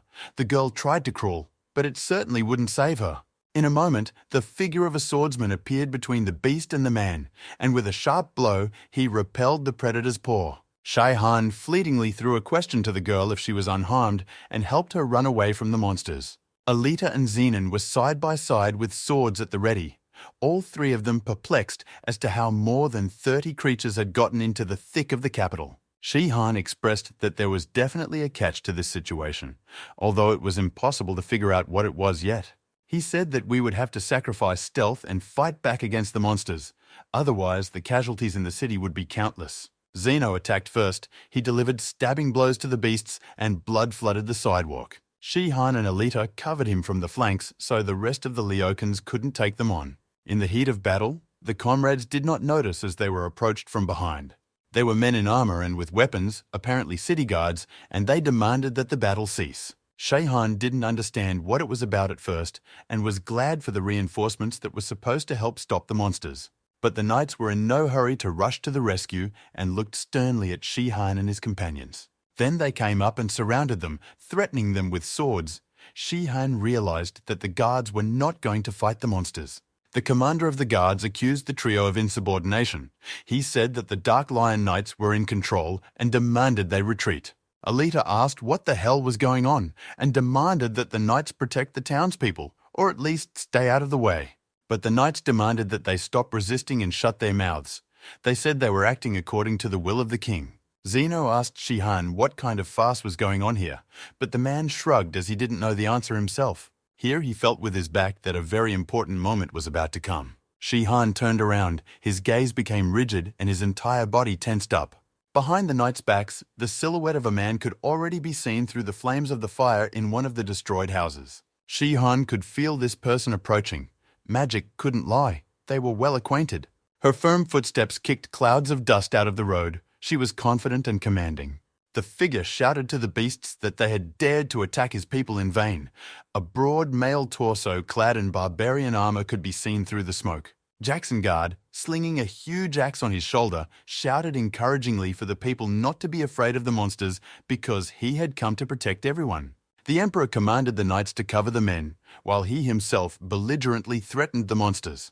The knights stood in front of the townspeople, closing ranks with their shields outward so that nothing outside could break through. Shah Han scrutinized the old acquaintance as he hurried towards the Liokans, trying to notice every detail, every change. Jackson Guard glowered at the monsters, shouting to the beasts that his body had managed to lose its shape without fighting, as if the beasts cared. The Emperor let out a war cry that promised death to the Liokans, and with huge axes in each hand, made an attacking leap. Upon seeing these axes, the people let out an admiring murmur. Few had seen such a mighty warrior in action. The Liokans were taking crushing damage, Jackson Guard chopping chunks off of them with a single blow. As he laughed in battle, feeling his complete superiority, the blood that ran down his armor was like a natural element of attire for him. Sensing this onslaught, the Liokans flattened their ears and whimpered cowardly, scurrying down the street. The monsters tried to run away, but it seems Jackson Guard decided not to give them a chance to return. Fleeing only filled him with contempt for these creatures. He shouted an insult at them in their wake, then stomped his mighty foot in a wrought iron boot, as if demanding that the Liokans return to his leg like trained dogs. But that leg kick was just the beginning of the execution of a powerful technique. A circle of light flashed beneath Jackson Guard. Beams erupted from it, rushing across the ground. Zeno whispered in excitement that it was a battle seal he had only heard of, but had never seen until now. Alita asked what the battle seal was, and Zenon told her that it was a skill only available to swordsmen with the rank of master. The battle seal was a type of magic seal. It utilized the warrior's battle energy. Jackson Guard shouted one last threat into the backs of the fleeing Liokans and waved his fist. It was the final movement. After him, the battle seal giant's hand released its destructive energy and caught up with the monsters, bringing death to them. The people rejoiced at such a spectacular victory that demonstrated the might of their ruler and his ability to protect them from terrible enemies. Alita looked at it with horror. She had never seen such fighting techniques before. Zenon had a look of envy in his eyes. Shihan looked skeptical as usual. His mind was putting the puzzle together in his head at this time. He felt even more disgusted with Jackson Guard. Jackson Guard triumphed and waved to the people as he stood on the carcass of the defeated Liokan, and only Shihan knew that it was a set-up performance. The sudden appearance of the monsters in the city, the guards pushing them out of the Emperor's way, all for the sake of creating an image, but the plan seemed too devious. Jackson Guard's face was genuinely cheerful. Shihan remembered him as a man with firm ideals who would not fall for treacherous deceit. Something didn't add up. The fact that it was a production was obvious. But what was the role of the Emperor? Shihan doubted. If Jackson Guard had planned the whole affair, he could hardly have been so good at feigning holy ignorance. The Emperor basked in the people's love. It was another way for him to stroke his ego as a ruler. Shihan realized that this moron really believed that monsters randomly appeared and that he had saved everyone. The naive rich man who thinks he runs everything in this kingdom was smiling now, unaware that he had become a puppet of someone in his retinue. Shihan thought that it would be more dignified if he was actually one of the organizers of this intrigue.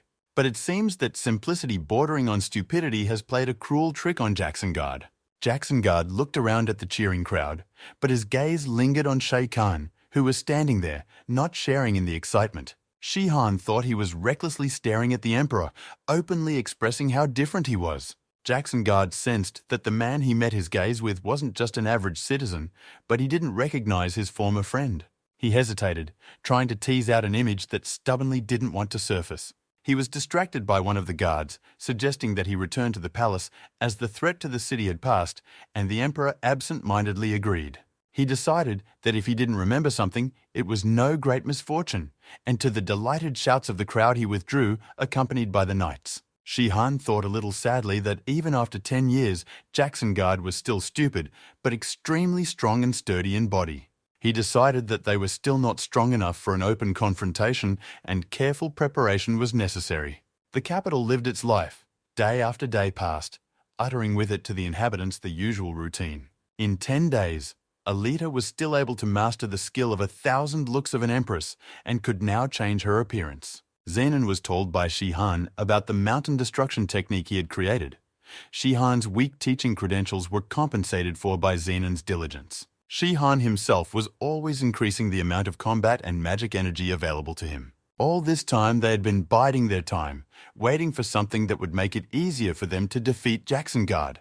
And then one day the opportunity came. A big poster was put up in the town square and a lot of people gathered around it. The poster announced a recruitment drive for a squad that would defeat the pagans who had settled near the city and were channeling demons from there. The trio of heroes were also interested in the poster but couldn't get close due to the crowd. Shihan asked what the heathens were, and Zeno tried to read it. Shihan knew that back in the time of the previous emperor, there were groups of fanatics who believed that there was a god named Heroes who lived in another world. Zeno said that the previous heathens were suppressed long ago, but these ones have a new doctrine, as the poster said. Shihan snorted disdainfully. However, when Zeno said that the new pagans believed in the second coming of the Savior, Shihan suddenly became serious. He immediately became much more curious and asked again, to which Zeno read that the heathens believed Shikan to be the son of Heroes, who would punish Terranor.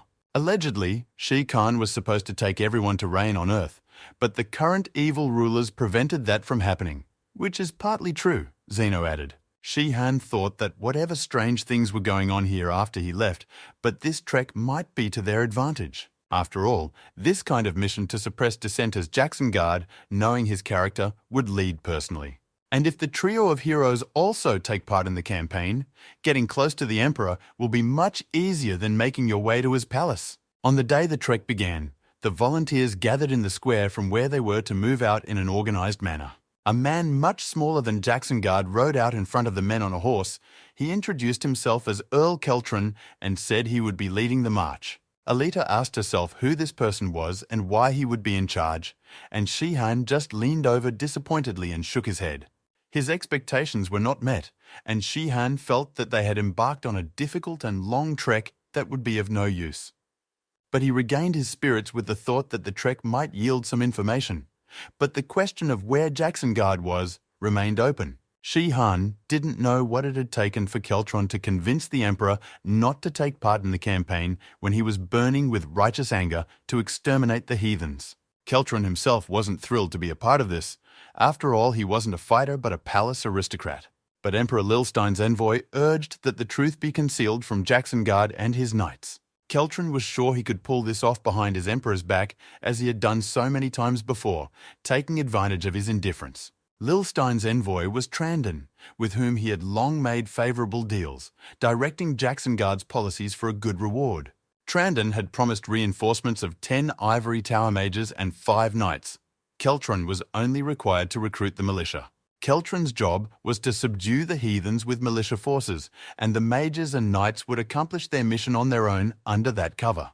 A large procession, led by Keltron, emerged from the city gates and staggered down the road toward the forest. The preacher called out to the crowd gathered in front of a fire stacked at the entrance to the huge cave. He proclaimed that the non-believers in the Second Coming have organized an armed campaign against the true believers, and now this troop is coming here.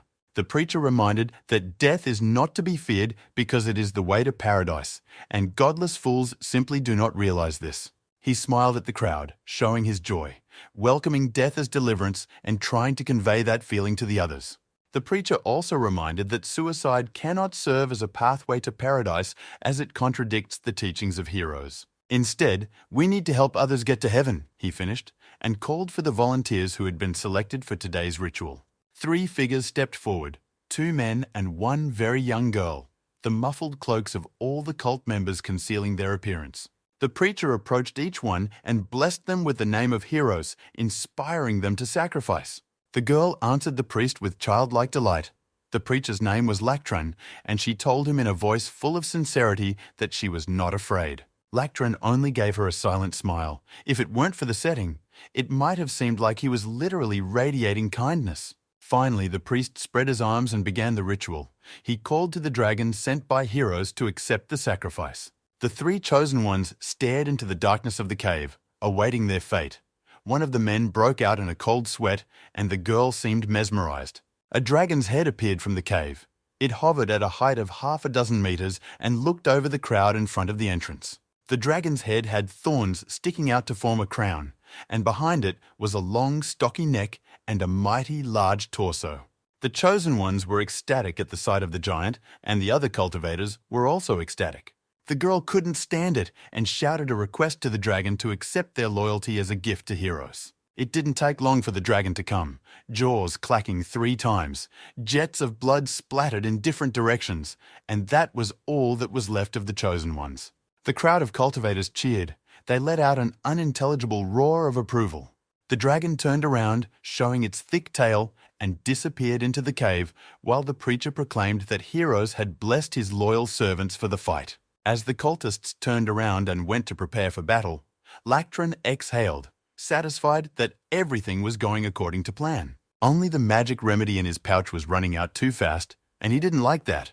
The remedy was made from the ashes of the hearts of members of the Laxlan family, and it was this, combined with sacrifices, that gave Lactran power over the dragon. Sooner or later, however, the ashes would run out and the dragon would no longer be usable. But Lactran had not yet decided how he would maintain faith in his words. Still, for now, the dragon was in his power, and he could afford a lot, even knowing that then all his power would dissipate. Toward evening, a detachment of townspeople emerged from the forest to the edge of the forest, where there was a flat, stony ground framed by thick bushes. The knights thought it was a convenient place to camp and declared a parking lot, instructing everyone to pitch their tents. The men recruited in the city, unaccustomed to camping, hung around the future camp, not really caring about organizing a night's lodging and keeping an eye on the forest. Zeno resented that this rabble was worthless compared to the mouthed soldiers. He dreaded to imagine these men in battle.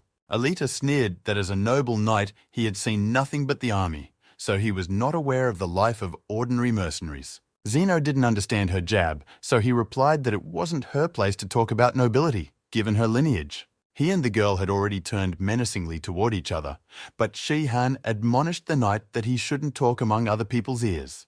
It would be difficult to plausibly explain what Zeno meant, and the boy, realizing his gaffe, rushed to apologize. Shi-Han pacified him and suggested that he just eat because he was hungry and it was proper to maintain his strength. Zeno rejoiced at the suggestion, primarily because he rushed to prepare dinner for his commanding officer.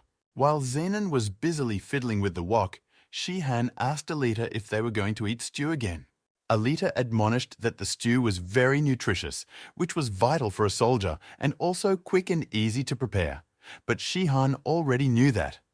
He was getting bored with the stew and wanted something tasty, to which Alita said that food was needed to maintain strength, not for flavor.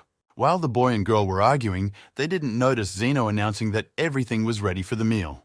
The comrades approached the cauldron and saw a beautiful stew that literally radiated with appetizing deliciousness. After tasting one spoonful, Shi-Han marveled and asked if Zenon had used the usual ingredients. But Alita silently nibbled on it.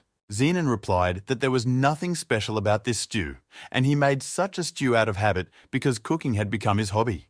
The flavors of the dish rose to the night sky, white clouds floating across it. The company around the fire debating whether Zeno was really a knight or a cook. Alita soon asked for more, and Zenon happily poured her another portion. He was pleased with the high praise from his friends. Shi-Han, on the other hand, enjoyed looking at this picture of friendly appeasement. It was so much better than when they were poking each other. But the evening managed to spoil in an instant when a drop fell on Shi-Han's top, followed by dozens of others. The starry sky darkened and rain poured from the clouds. The crowns of the surrounding trees rustled. It quickly became uncomfortable. The militiamen have started to put up their tents, and the camp is in a frenzy. Keltron grumbled that it was awful to be outside in the rain, though he was in the knight's tent, set up in advance and completely dry. Shihan was also trying to help the tent, and Zeno, hinting that he had warned, replied that it would be hard to see anything with water pouring around. Alita asked that since the cultists were putting demons on their enemies, at least they didn't have to fear an attack, since demonic beasts didn't like rain. Zeno noticed that while everyone was scrambling around trying to organize their shelter, the camp was practically defenseless, with no one watching the forest. Shihan confidently replied in a coy tone that no matter who controlled the monsters, they were still animals, and their instincts could not be suppressed. So the demons can't be forced to attack them when it rains, Shihan concluded, which pleased Zeno. Here, Shihan listened and mockingly said that the demons had attacked after all. Adding to the commotion of the men in the camp was the panic flight. Many left without weapons as they hurriedly hid them under the sheds. From the forest, under the cover of the sound of the rain, unbelievable shapes of giant creatures like a mixture of toads, fish, crabs, and forest beasts were coming out. Shihan, who had once again sat in a puddle, asked in a weak voice if things had changed so much in Terranor in 10 years. But the mages looking out of the tent were also whispering in a puzzled manner, because to force the monsters to attack in the rain could only be forced by prohibitive control. A knight who entered interrupted their banter and commanded them to join the others and assume a battle formation to respond to the attack. Someone experienced from the militia with a crooked dagger snuck up to one of the monsters and, confident that the beast in front of him was a foolish beast after all, conducted a deceptive attack. This militiaman was clearly a former mercenary. He had an eye patch and he acted skillfully. Under the cover of the night, he slit open the demon's belly and it fell to the ground and collapsed. One-Eyed sensed victory, looking around for his next opponent. But it proved to be rash, for the monster only briefly lost its strength. It swung its paw, and the mercenary rolled on the ground. The militia, who had already managed to take down several of the monsters, did not understand why the demons were being unusually persistent for beasts. There was a voice saying that they were too well controlled, so each demon would fight to the death. It was Shihan. He commanded to focus his attacks on the nearest demons to quickly and assuredly incapacitate them. He directed the ranks of the militia and ran with them to dispense instructions on the spot. One of the knights turned to another named Joldarin and remarked that Shihan looked interesting, to which the other said that he could be useful. Joldarin watched Shihan's actions and had already decided what kind of errand he would give him. Shihan rushed towards the monster, his gaze focused and his movements precise. He had managed to get himself a second sword and was now striking with double the frequency, energizing one of the swords. A few blows and the monstrous lizard collapsed to the ground, tongue out on the ground, its dead eyes staring into the sky. Questions from the militia were heard, asking if this was really the last monster. People were catching their breath and wiping the blood from their faces. Finally, after inspection, it became clear that the enemies were over, and the camp was overcome with jubilation. The warriors raising their weapons into the air. Shihan carefully counted the corpses of the monsters. There were 44 of them, which meant that if the intelligence information was to be believed, they were all the demons of the cult. He was still trying to search his memory for a clue as to who and how could control demons so tightly. But such a thing had never happened even in Lustlanad's time. His keen eye caught a cluster of people near one of the tents. Without giving any sign, he began to watch, and realized that the group of mages who had been assigned to support the squad were bantering about something. The mages looked agitated and didn't seem to share everyone's joy. Shihan realized that the sectarians were a cover because it was no longer difficult for their squad to cover a gang of unarmed people. Keltron, impressed by the demon attack, was now meticulously walking around the camp and threatening everyone that anyone who let their guard down would be punished. The militia behind his back grumbled about how this grief-stricken commander was cowardly hiding behind their backs, with the knights playing the role of personal guards. Zeno shared this opinion. He had felt contempt for Keltron after the fight, and Alita agreed with the knight. Shihan suggested to just ignore that person because that person is always acting selfish. Zeno was surprised and asked if Shihan knew Keltron, to which the guy replied that he knew it from rumors. There was a saying about Keltron that he was a man with the body of a wise man and the mind of a beast. Zeno took the praise as a compliment and was beginning to think that Keltron was worth something. But Shihan pointed out that it was a joke and that this count was as dumb as an animal and as weak as an old man. And at the conclusion of this characterization, he added that the only thing that could be counted as a talent was a roach-like survivability. Zeno agreed that the world was an amazing place since such people managed to have the title of Count. But Alita, who had been listening silently until now, disagreed. She said that there was probably some benefit from Keltron, unknown to them, to someone important since he was given a high position. The detachment dismounted, and by the next evening reached the village of Zard, where the men were able to comfortably camp for the night. In the hall of the local town hall, Keltron gave a rousing speech of thanks to the men and announced that tomorrow they would fulfill their task. The militiamen were glad to get a good dinner and soft beds, so tomorrow seemed easy and cloudless. Shihan looked at this and recalled to his comrades that just yesterday the militia was still grumbling to the command. Alita and Zenon were arranging the mattresses on the floor at this time. Shihan settled down on his own and contentedly suggested to his comrades that they take a good rest now that the opportunity had presented itself. At this moment, someone called out Schornstein, and Shihan opened his eyes with an expression as if he was ready to start killing again. A high, girlish-voiced Nova asked if Schornstein was in the audience. A young girl with red hair wearing a crested cape stood in the doorway. Shihan called back to her and waved his hand for the looking girl to notice where the voice came from. That one came up and introduced herself as Dina Crumble, Night Foreman's apprentice, and then asked Shihan to go with her because he was expected. The three companions glanced around. Something interesting was coming up, so they rose to their feet all together. The knights were seated in a separate house with richer finishes, similar to a tavern. The girl led the company to the door, but said she had to warn them of their arrival first, because there might be secret conversations going on inside.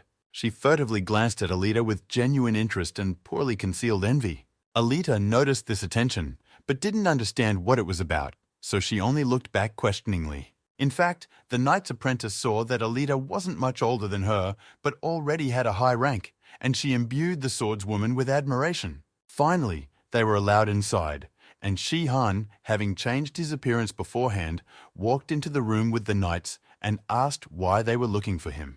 The nearest knight introduced himself as Joldarin, and the mage, standing next to him as Harbak, the knight showing friendliness while the mage looked aloof. Joldarin invited Shihan and his companions to look at the geographical map. It marked their location and also where the cultists were located. The knight said that it was half a day's journey to the target. Harbak revealed that cultists had the ability to control demonic monsters, something that Shihan could notice yesterday. Zenon noted that this was the first time the monsters had attacked while it was raining, and it was a very remarkable moment. The mage wondered if any of the militia had noticed it yet and how much it surprised them. After receiving the reply that the others were not as knowledgeable about the demon's habits and had not noticed the oddity, Harbak asked if the friends could keep it a secret. Shihan took advantage of the situation and immediately asked what they would get for it. It was a good move, for their selfish motives masked the real ones. Harbak was pleased with this turn, as the businessman was easy to get along with. He smiled demurely.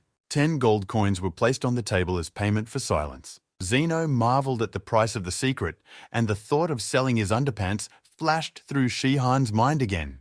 But he reminded himself that this was an exception. Therefore, Shihan also quite agreed and piled the coins into his wallet. The mage's face took on an impassive expression again, and he hinted that what was said next was also not meant for other people's ears. Harbak said that up until a certain time, the cultists didn't have demon control magic. All they had was sacrifices. In the world of Terranor, besides magic, which was akin to science and gave precise results, there was also chaotic sorcery at random with sacrifice. Shihan asked, wondering if the demons could be brought under control with unpredictable sorcery. But the magician objected that the source of the control had to do with a shameful political history. The fact that this spell was deliberately developed in the Blue Tower, hearing this fact, Shihan was surprised and his interest increased. Harbak told about Lactran Proud, a talented wizard who was doing secret research on the 6th floor. However, his arrogance failed him and the demonic monsters broke free. It was a fatal mistake. Lactran was stripped of all titles and sentenced to a 4-element punishment.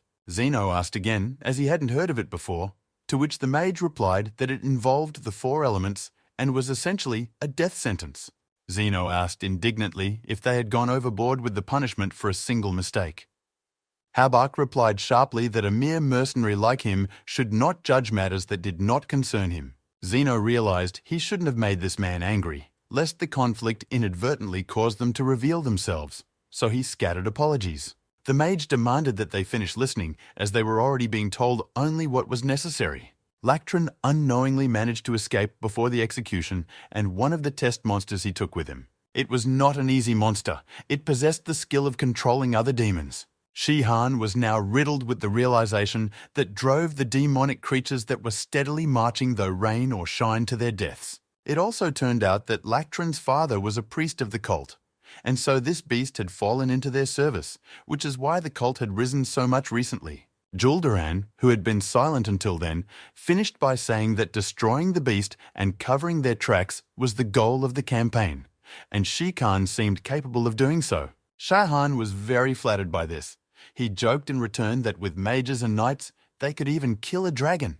The magician still replied just as dispassionately that Shihan had guessed, and a smile froze on his lips. An earth dragon was in the hands of the cultists, and this creature had to be destroyed.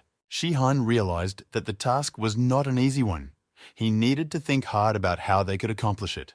The trio made their way out to the river to wash a change of clothes while being able to discuss matters away from prying ears. Shihan said he wasn't surprised by the gold reward since the opponent was so serious, and Zenon, seeing his worries, asked if he could refuse. Shihan replied that now that they knew the secret of the Blue Tower, after successfully completing the task, they might try to eliminate them. Zeno and Alita looked at their comrade in surprise, waiting for this thought to continue. Shihan thought that it was as if they were naive children for living in this fairy tale world. But then Alita objected confidently, and a surprised Shihan looked at her, wanting to hear where she got that from. Alita replied that the sorcerer got angry when Zeno asked why the punishment for Lactron was so severe, meaning something was being kept from them. Besides, even if the mages were going to kill them, they still had no need to reveal secrets. One could only give orders. Zeno was glad that Alita noticed his move in the dialogue, and the woman replied that she wasn't a village idiot. Shihan felt ashamed of his arrogance. Zeno asked Shihan if they would fulfill the assignment given by the mage. The one replied that he hadn't decided yet, but the mage had no idea that he was communicating secrets to people with his own interest, and it might help to get closer to Jacksonguard. Zeno kept trying to get the commander to wash his clothes and at least hang them out to dry. People approached the friends from behind. The knight casually turned around and flinched. What he saw startled him, causing Shihan to throw a glance behind him as well. A group of cheerful women with laundry were hurrying towards them. When the women saw that they had been spotted, they began to gallop about, addressing the guys on the shore.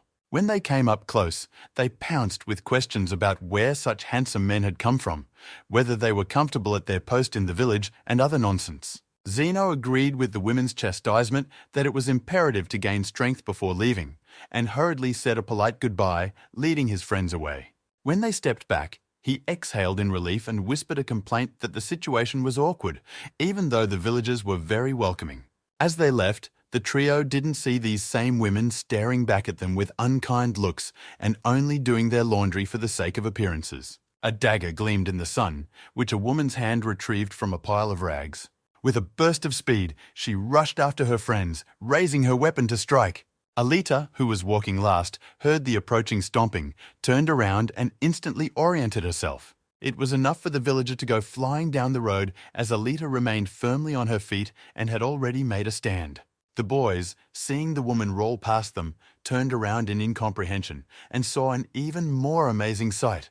A group of women approached them with knives, their faces twisted with rage and their lips whispering curses to all unbelievers. Shihan asked if Alita had a premonition of a catch that she reacted so quickly, but she said she didn't suspect anything.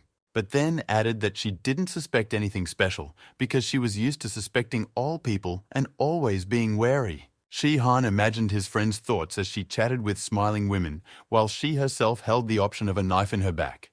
The guys shouted to the women that life was definitely better than death, even if it was the boring life of a villager. The villagers didn't want to listen to them. They hissed that death offered true salvation. It was like they were drugged. Letting out a cry that the heretics must die, the women rushed to attack. They themselves were like the demonic monsters in the forest the day before. Alita shouted to her comrades that the women had strange eyes, noticing the resemblance. 10 seconds later, all the villagers were already scattered around unconscious, and the three comrades were looking around at this carnage. Shihan said that they were definitely not berserk, just crazy broads. He wondered why the assassination attempt was organized specifically on them when they should be considered ordinary mercenaries and they were higher priority targets. When Alita pointed her finger towards the village, Shihan and Xenon looked where the girl was pointing and saw reddish reflections. Columns of smoke were rising from the other side. It looked like the village was engulfed in fires. Soon ash began to fall from the sky. Shihan immediately couldn't believe what was happening, but he realized that they weren't particularly targeted. Instead, their entire squad had been attacked. The lad was angry that they had split off from the others doing some ridiculous laundry, for the squad could have already suffered casualties in the village. That's when it occurred to him that the cultists didn't come to the village. They were the villagers. Their unit had voluntarily come to the trap. Groups of villagers with pitchforks and scythes ran through the streets in search of the militia, their crazed faces twisted with bloodlust. Meanwhile, Joldarin raced down the street, picking apart any enemies that came his way. The fanatics were dying with tears of joy in their eyes, jubilant that they were going to their god. But the knight didn't care about their emotions. He only looked back contemptuously at the next madman, amazed at how stupefied they were. A rumbling sound was heard ahead. It was clearly not cultists. Joldarin grouped up to deflect the blow. Breaking through fences, a demonic bull as tall as a house rushed at him. Joldarin made no move to escape or dodge. It turned out that in addition to the fanatics, monsters were also active in the city. The knight began a ritual to finish off the nearest one. He used the iron wall technique, and the bull with all its might slammed into the shield of purple light that had grown in front of the knight. Two more knights came to the rescue, one rushing on the ground, the other making a combat leap. This second one landed on the bull from above, using the annihilation technique and inflicting massive damage to the beast. However, the knights immediately saw more monsters coming out from behind the houses. They didn't understand where they had gotten so many of them at the cult's disposal. Harbak, who had joined Joldaran, informed him that the demons seemed to have shaved off seemingly the entire mountain, and the knight realized that the area of control was simply gigantic. Joldaran asked if the dragon was older than 500 years, because if so, they were doomed. But Harbak replied that the dragon was only a century old. He explained that the dragon's abilities were disproportionately strong due to magical experiments on it. Joldaran rudely said that it didn't matter if it was because of age that this thing was so strong or some other reason. But Harbak hastened to reassure him that the dragon's power had only increased in the area of its control talents, and its physical strength and survivability had not changed. One of the knights reprimanded and shouted to the others to look along the street. The monsters, which included a mantis and a bear, were heading towards the tavern where the squad's goofy squad leader Keltrin was hiding. The bear punched through the front wall of the building with a paw strike and half-crawled into a room on the first floor. Keltrin squeezed into the wall, shaking like an aspen leaf. The two girl students with swords continued to cover them, though they were completely confused. Keltrin shrieked in terror, resembling a wench himself. He rebuked the knights for promising him safety in this tavern. He resented the knights leaving him here while they went to mop up the streets and demanded the girls rescue him immediately. The red-headed Dinah, overcoming her fear, approached the demonic bear with her sword drawn, expecting a strike at any moment. Suddenly, a blue ray flashed nearby, which reeked of overwhelming power. Shihan, with two swords emitting light, appeared between the girl and the bear. Crossing his blades, he directed the power of the magic strike at the monster. Dina felt delighted and relieved. Behind Shihan's back, she felt safe. Alita and Xenon appeared at once and deftly struck the bear, cutting it to pieces. Joldaran ran up to Shikan. He thanked Shikan for his help and asked if he had seen the others. Shikan said there was fighting going on all over the village. He was assigned by Joldaran to guard Keltrin and promised to take care of the monsters with the Black Lion Knights. The shrill voice of an aristocrat was heard from behind, ordering Shihan to take over his guard. But even that pig squeal couldn't drown out a distant and deafening but very powerful sound. Shihan realized that something truly large was moving in the village, compared to which even the demons were of mediocre size. Somewhere on a nearby street, a green-clawed paw descended to the ground, leaving a dent underneath. The dragon's head, far above the houses and even the mill, looked over the village, and it was as plain as the palm of the monster's hand. Crimson clouds filled with smoke and ash floated over the village, the fires rising towards them as if trying to reach out and deal with them. Juldaran finished the fight. In front of him lay another giant demonic bear many times larger than the one that had attacked the tavern.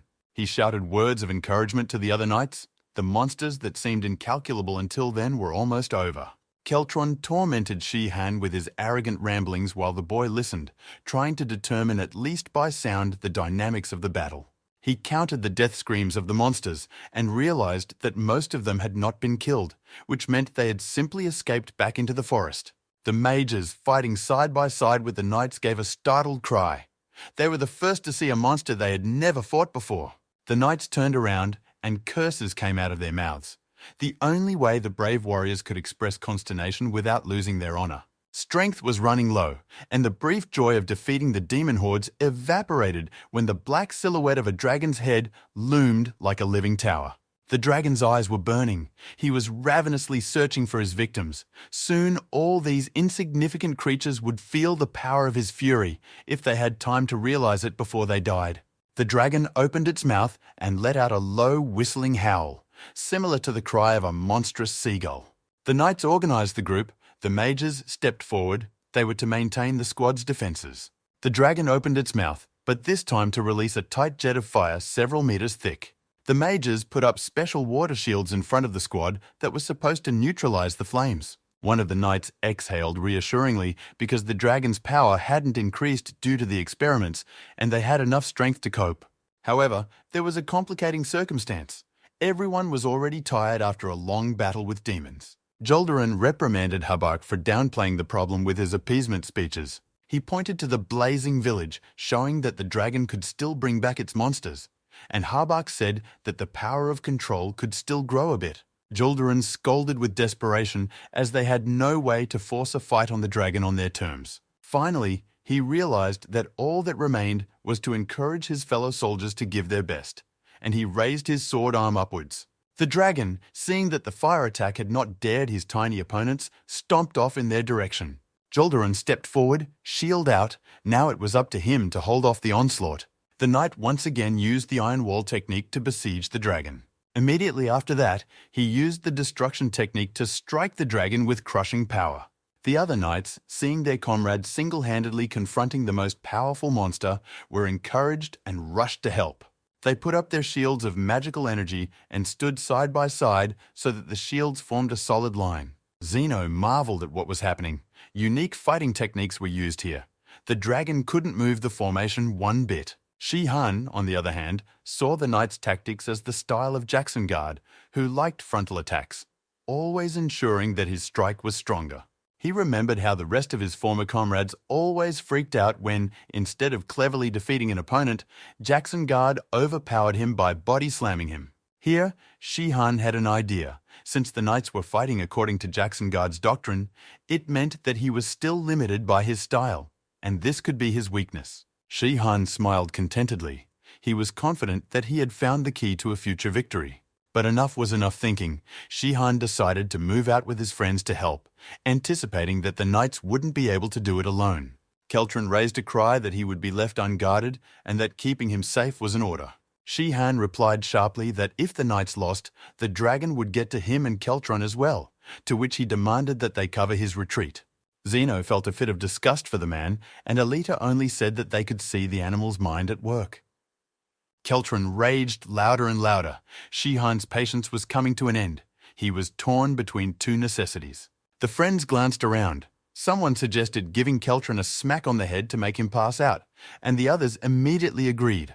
Shi-Han took a sharp step towards the Count, but his facial expression seemed to give away his intentions. Keltron recoiled and said he could see the mercenaries' desire to attack him. He pushed Shi-Han and Xenon toward the door, threatening that he would otherwise report them for disobedience. But at that moment, the squeals stopped, bringing relief to everyone, a puzzled expression frozen on Keltron's face. He collapsed to the floor like a sandbag, and the girl standing there with a piece of board in her hand snidely asked where the splinter could have come from. Dina joked that they had the perfect defense and suggested that everyone run to the aid of the knights, as their duty demanded. Shi-Han smiled radiantly at the girl, grateful for this favor. The knights ceaselessly chopped with their swords, smoke mixed with dust forming a dense cloud around them, but the dragon was unable to do any damage. The fighters were so tired that they were almost falling off their feet. One of them, Level, was reacting too slowly due to fatigue, and the dragon's paw rose above him to stomp him into the ground. The knight had time to hear the warning and dodge, but the blow to the ground was so strong that he and the mages standing nearby were flung apart. Joldarin saw Level fall to the ground unconscious and the dragon looking ravenously over his body. Flames swirled in the dragon's mouth, heralding another jet of fire. Shi-Han's team arrived just in time. Alita and Zenon slashed at the dragon's tilted mouth from both sides, and Shi-Han grabbed Level and dragged him away. A cry of relief burst from Joldarin's chest. How he was glad to see this mercenary, who more than once appeared at just the right moment. After hiding Level, Shi-Han ran up to Joldarin and said that Keltron hit his head on the rubble, so they could help in the fight. The knight grinned. Alita was nearby. Blood was pouring from her left hand. Shi-Han was scared for his friend and rushed over to ask if she was all right. Alita reassured him that it was nothing serious with his arm. It was just that the dragon was too hard. Shi-Han shouted to the knights that they wouldn't be able to do anything while the dragon was covered in natural armor, so they needed to peel off its scales. But the fight took an unexpected turn again. Shi-Han saw the dragon behaving strangely. It appeared that the Titan panicked. He spun around, ignoring the knights and missing the blows aimed at him. Very quickly, he turned around and rushed with all his legs out of the village towards the mountain, puzzling everyone in the battle. A silent scene hung. Alita froze with her wounded hand. Shi-Han thought it was unlikely the dragon was frightened by his abrupt sentence, as he couldn't know the language. Alita shyly suggested that maybe the dragon was scared shitless of blood, since her wound scared him so much. A few hours later, when the smoke of the fires had cleared, the sky was clear again, and the rays of the setting sun could be seen in it. The captured cultists tied up in the barn angrily shouted curses and threats towards the non-believers. One of them shouted to the militia on guard that Shi-Han would come back and save them, to which Shi-Han thought that he definitely wouldn't. He assumed that the expedition against the cult was virtually over, for the bulk of them had been either killed or captured. Keltron had no recollection of how he'd passed out, and the knight's apprentices had visited him in the hastily constructed hospital. Alita asked what they had been doing here for 3 days if the cult had been crushed and its leaders had fled. To this, Shi-Han replied that it was useful to neutralize this group of fanatics. But the unfulfilled goal was the reason why the knights and mages were here. It was unclear where Lactron and his monstrous dragon were. On a calm and clear day, the horrors they faced seemed unreal. However, in the thicket of the forest, in a cave where there were no longer any cultists left, and the ritual fire had long since been extinguished, dark things were happening. Lactron was covered in cold sweat. He couldn't get the dragon back under his control no matter what he did. The dragon curled up in a ball in the depths of the cave and stared unfriendly at the annoying human. Lactron shouted at the dragon. He even dared to get close to its mouth and accept that he only beat it with his fists, trying to make it move. He couldn't imagine what had happened 4 days ago, that the dragon he needed so badly after that had hidden in a cave and stopped responding. Lactron cursed the mages of the Blue Tower, if only they hadn't condemned him to death for a single oversight. He dreamed of being like this dragon himself and subjugating everyone his will could reach. Lactron had already amassed wealth by collecting offerings from the cult and could afford a luxurious life if it weren't for the need to hide. The former preacher took out his last resort, the ashes of the hearts of the Laxlan clan, and scattered it near the dragon, giving the command to destroy the troop. But the ash had no effect. The dragon no longer reacted to it. Lactron ignited the ashes with magical fire. The flames surged upward, reaching the dragon lightly. Again, there was no response. Lactron threw the afterburned ashes on the floor in frustration. Nothing was working. But then the dragon stirred, and the mage wondered fearfully if it was the belated result of the ritual. The dragon rose higher and higher. Lactron, unable to move, simply stood before the monster that now possessed an unpredictable will. Terror seized the former preacher, for he himself had never believed that death brought deliverance. He knew it was pain followed by emptiness. Lactron refused to believe that everything had gone to shit. The magic couldn't have left him that much. A blue light flashed on the dragon's nose, a strange mark of unknown origin. The beast opened its mouth, a long, sharp tongue wavering in it. It was as if a blue star was burning on the dragon's muzzle. Puffs of smoke began to come out of its throat.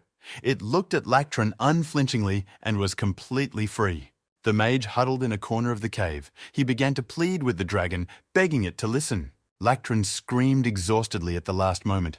Inevitability was closing in on him, and he knew what it looked like from the outside. What happened was what has happened many times to select fanatics. Blood spurted in different directions. The dragon headed away from the cave, leaving the disheveled body lying in darkness and oblivion. After a while, Juldaran and Habak reached the cave, their voices echoing under the vaults.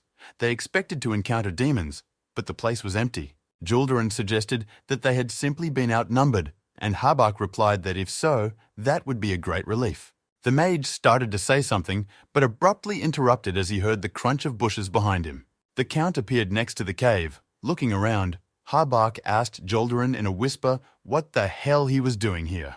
They bantered about how Keltron shouldn't know anything about the dragon's origins, and the Earl spotted the figures and strode in their direction. He again expressed his resentment that his guards were not large enough and that he required more knights. Juldaran didn't know how to appease this squabbling man, so he wouldn't interfere with their mission.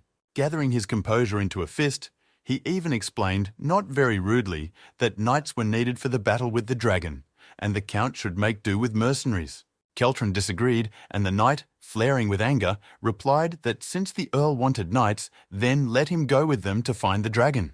Keltron suddenly agreed he was willing to do anything to be under the cover of the knights. Juldaran was taken aback.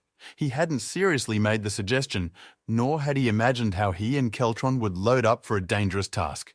Keltron also felt rushed, for when the knights found the dragon, there was sure to be a battle with it. He began to agonizingly weigh which option seemed the least scary, and in the end, he confirmed that he wanted to stay with the knights. Juldaran would have been ready to punch him if it hadn't been an important person with whom his superiors did political business. A while later, Shai Khan and his companions reached the cave. He asked Juldaran if it was definitely the same cave. The knight confirmed. Juldaran said that it was found out in the interrogation with confession magic, but Shihan saw that it was just ordinary magic at first. The mages cast typical spells on the captives, but it didn't work on the burned-out madmen. And then the mages used an unfamiliar black powder that had an instant effect. Shihan thought that perhaps this powder was just related to the secret experiments. Alita suddenly felt something. A chill ran down her back. She looked carefully into the darkness of the cave. Two huge predatory eyes lit up inside, bloodlust like a wave pouring out of the hole in the rock. Juldaran, who had recently explored the cave with Habak, was almost caught off guard, but he commanded the knights to form up. He himself prepared himself as well, standing in the front row and gazing into the blackness that exuded the smell of burning. A dragon appeared from the hole. A murmur ran among the knights, whether this was the same dragon they had held back earlier. All because the dragon suddenly grew in size. For some horrible reason, its power increased. Juldaran didn't want to let panic set in. He gave a not-so-convincing smile and shouted that whatever the reason, it was nothing. The knight decided to set an example for his comrades and rushed to attack the beast, swinging his sword. Habak also began to conjure diligently. He was going to show everyone the level of magical power he could give out when he wasn't depleted by the many battles. With the support of the other mages, he used the cold frost technique, and a wall of icy coldness raced towards the dragon. Two more mages conjured the teeth of the earth and the spear of the earth, which spawned blade-sharp rocks that flew at the monster like projectiles. The dragon, on the other hand, was focused on the knights in front of him, seemingly still deciding whether to stomp them, burn them, or tear them with his teeth. Zeno admired the tactics of the knights and mages, and Shihan agreed with him, assuming that intervention wouldn't even be necessary. But as usual, at exactly that moment, everything went wrong, and Shihan saw his words turn out to be a mistake. Ribbons of green glow curled around the dragon, and the powerful magic attacks directed at it dissolved without a trace. The mages, seeing this, lost their composure and their spells began to fade from loss of concentration. It wasn't that the dragon withstood the blow, it was that the blow was simply gone. This had only happened before when fighting creatures summoned from other worlds. The dragon that hadn't attacked before, as if wanting to demonstrate its invulnerability, now released a jet of flame. It was filled with red-hot cobblestones that crashed into the ground like meteorites, causing immense destruction. The ground caught fire from that breath, the flames spreading dozens of meters. The knights were engulfed in flames, as were the mages. Only one was able to dodge and dash away. Jildaran was able to shield himself from the fire whirlwind, but his two less powerful comrades lay unconscious. With one blow, the dragon had nearly stripped them of all their combat potential. Jildaran thought feverishly about what to do next. The three knights were still standing in position simply because that's what knights are supposed to do, but there had to be a drastic change of plan. Shihan, Xenon, and Alita were covering the panicked Keltron from the flames. They too realized they had to rush to help. Shihan felt the heat and realized with horror that just like that electric wolf, the dragon was capable of harming him. This thought was hard to get used to. The guy looked around the battlefield for people still fighting. 2 knights and 4 mages lay unconscious. The remaining mage was useless against the monster. All they had were the 3 knights that the dragon was now pummeling with its paws, hitting only the shield so far. Shihan realized that there was no choice left but to give his best, even if it led to being found out. His sword once again shone with blue light, heralding the imminent release of powerful magical energy. Shihan rushed to the rescue. As he approached the dragon, a whirlwind of blue sparks was already swirling around it, ribbons of lights flying in spherical waves in different directions. Alita watched mesmerized and quietly whispered Shihan's name. Xenon was also watching without looking away, and the sight terrified him. He recognized the rituals, for in his years of worshipping the Savior, Xeno had become well versed in the details of his fighting skills. The tornadoes swirled around Shihan faster and faster, the 2 swords in his hands writing out an intricate knitting, weaving patterns of light. Snapping out of his seat, he forcefully flew forward with magic. It was a heaven-conquering technique. The dragon had already looked away from the knights trying to somehow cover their wounded, and was also watching this new creature exuding so much power. Flying towards the dragon's head, Shihan swung his sword, but it wasn't the weapon that struck, but a huge blade of pure light that stabbed into the dragon's cheek. The knights arced as they watched the simple mercenary Sean single-handedly challenge a monster their entire group couldn't handle. Alita also arced as the light blade struck the dragon. Xenon had told her about the technique that Shihan had created to defeat the Emperor's monsters. Shihan, on the other hand, maintained his sternness. In fact, inside he was displeased and continued to make sword swings. It made him angry that he couldn't slay the dragon with a single blow. It was because the amount of available energy was still low. The only thing left to do was to keep striking, which Shihan did, so fast that the dragon froze, engulfed by the storm pressing down on it from all sides. The knights chatted mesmerized. They could not believe their eyes and wondered who this man could be. Jildaran admitted to his comrades that there was one thing they knew for sure. Shihan, who looked like just an experienced and talented swordsman before, was secretly much stronger than the knights themselves. Xenon and Alita decided that Shihan might need their help and rushed forward, leaving the useless Keltron behind.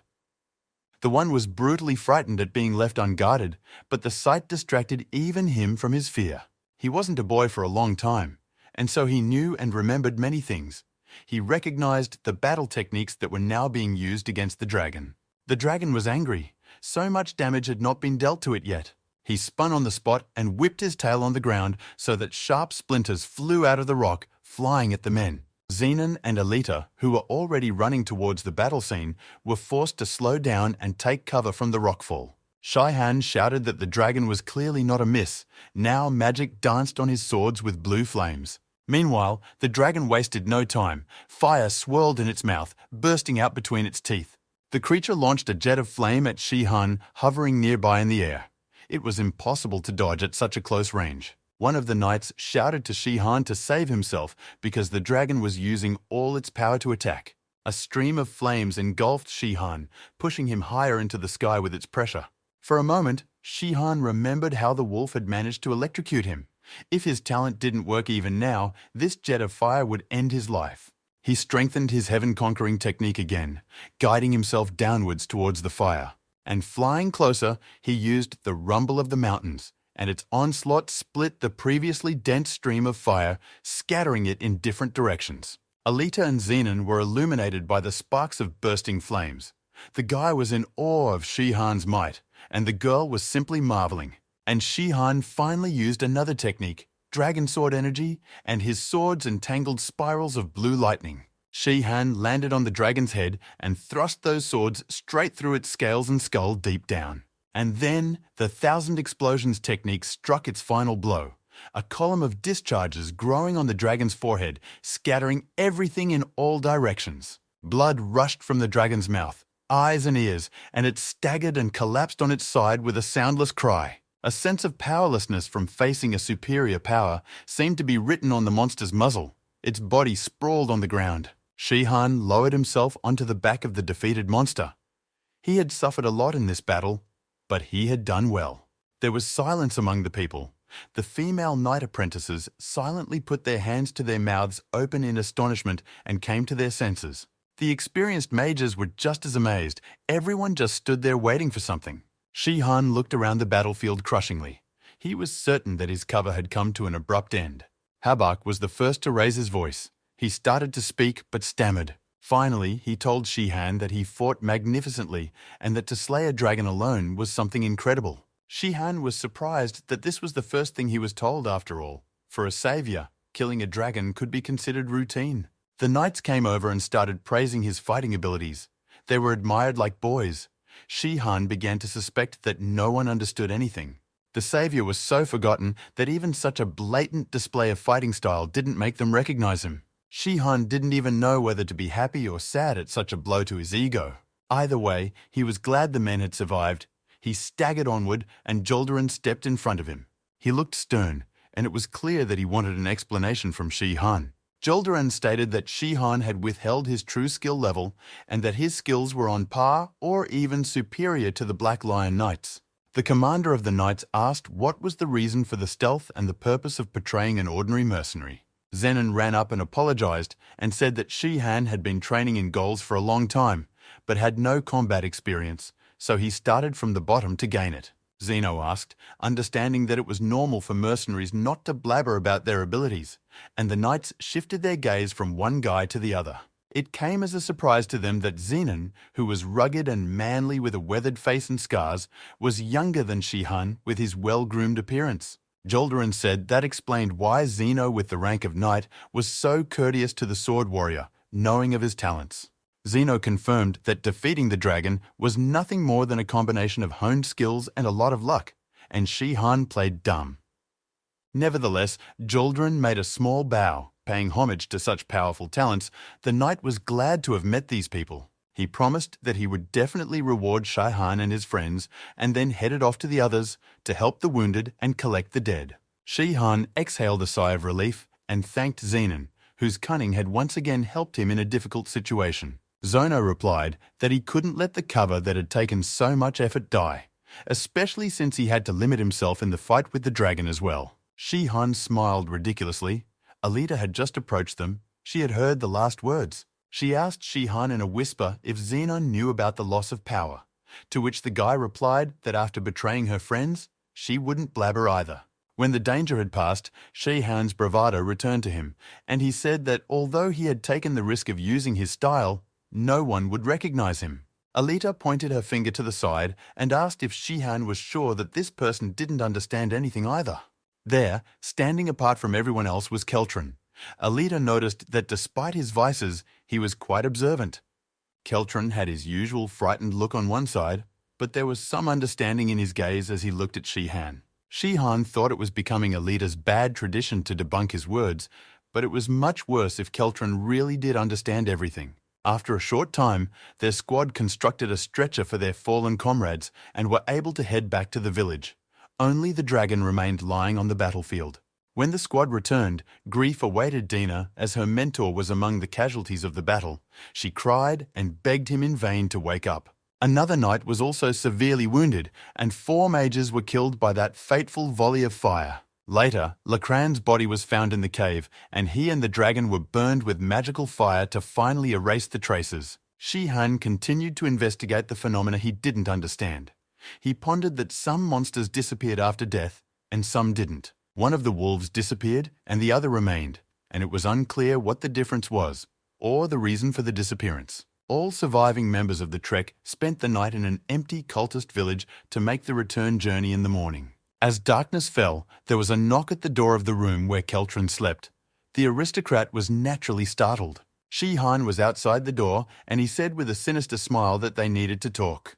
Keltron stood in the doorway, reluctant to let the visitor in, and tried to think of a plausible excuse. He said that of course they could talk, but what a question had arisen at such a late hour, and it might be better to rest before tomorrow's journey. Shi-Han realized that his interlocutor was being humorous and decided to press harder. He pretended, deliberately loudly, to ask Keltron which savior from the other world he was talking about. Keltron was sweating. He realized that he had been figured out, and that it was best not to be sly. Shi-Han smiled gloatingly and said openly. Keltron's reaction best confirmed that he understood everything. A moment later, they were ensconced in a corner of Keltron's bedroom, which was poor but nice and clean, the aristocrat wondering if his hunch was true. They sat at the table, and Shi-Han answered in the affirmative, wondering how Keltron was able to figure it out without even being a swordsman. Keltron replied that 10 years ago they had crossed paths in person a few times, but he doubted it since Shi-Han's energy level was lower now. He asked why Shi-Han had arrived secretly and was hiding his identity. Keltron thought of the 6 emperors who would be the first to know of an old friend's arrival. Hardly an attempt to avoid annoying fans, the level of secrecy is much higher. It meant that Shi-Han was wary of something or someone in Terranor. Keltron suddenly uttered the phrase enemies in Terranor that ended his musings. Shi-Han's eyes widened. The boy wondered what enemies Keltron was talking about. The aristocrat hesitantly began to say that after Shi-Han returned home, there were rumors that he was forced out. Most did not believe it. It was thought to be a tall tale, for to betray the savior would have been a great folly. Keltron said he remembered it when he put it together in his head now, and Shi-Han thought that Keltron was suddenly perceptive. He was able to collate all the little details and describe the events that took place. Shi-Han even wondered if Keltron had been fairly attributed the insulting characterization about the mind of an animal. He wondered what Keltron would do if the rumors were true. Keltron fidgeted. He didn't have a prepared answer for this, and he couldn't quite figure out what words Shi-Han wanted to hear. He tried to reassure himself that Shi-Han and Jacksonguard were friends, so he shouldn't be in any danger. But then he realized that if Shi-Han intended revenge, Jacksonguard was one of the targets, and Keltron realized that calm was premature. Finally, Keltron wondered why Shi-Han hadn't started his revenge yet. Would he not have the strength to deal with 6 emperors? And then the thought struck him that if Shi-Han really wasn't ready to openly retaliate, he might not feel sorry for Keltron, so he wouldn't take any chances. The aristocrat threw himself on his knees and started begging Shi-Han for mercy. The guy didn't even immediately catch on to what had happened. Keltron bowed and wailed about his sick old mother and the 3-year-old child who would be orphaned without him. Shi-Han thought, what child could we be talking about if Keltron wasn't married, and that the animal mind was now showing its full strength? The meaning of the nickname was that Keltron would lose his head at any little danger, and his clear mind would be useless. Shi-Han realized why Keltron hadn't caught his eye when the fight against Lustlenad was going on 10 years ago. The guy tried to calm his interlocutor down, assuring him that he wasn't going to kill him, and he wasn't in any danger now either. Keltron let a tear fall and was grateful. He promised to be helpful and not tell Jacksonguard anything. Shi-Han replied that it's not that simple because he can't just take Keltron's word for it. Jets of magic swirled in Shi-Han's hand like blue smoke. Keltron babbled, trying to ask what it meant. Shi-Han moved his hand lightning fast into Keltron's chest so that a blue flash passed through him and flew out from his back. Keltron didn't have time to be startled. He reflexively grabbed his chest, but it didn't hurt, and he only asked what Shi-Han had done. The guy sternly replied that it was the explosive aura technique. Blue lights were still popping off his hand. Keltron had heard about the explosive aura. At first he was horrified. About this technique, it was told that the savior placed inside a person a part of the magical energy connected with him and could cause an explosion at any moment. Shi-Han said that although this skill could only work with 3 people at a time, and they didn't have to be swordsmen, it was extremely useful. He said that Keltron's life was now in his power, and he would only break the spell when he could trust the Count. Keltron, discouraged, sat on the floor holding his chest and remained silent. Then he exhaled a sigh of relief, as if a stone had fallen from his shoulders. He smiled and told himself he was alive. Shi-Han at first thought that Keltron wasn't afraid of his explosive aura for some reason, so carefree did his reaction look. He reminded him that if Keltron betrayed him, he would die an agonizing death. But the Earl replied that he wasn't afraid because he wasn't going to betray either. The only thing he's in danger of doing is if something makes Shi-Han think that Keltron is a traitor, and then the punishment would be undeserved.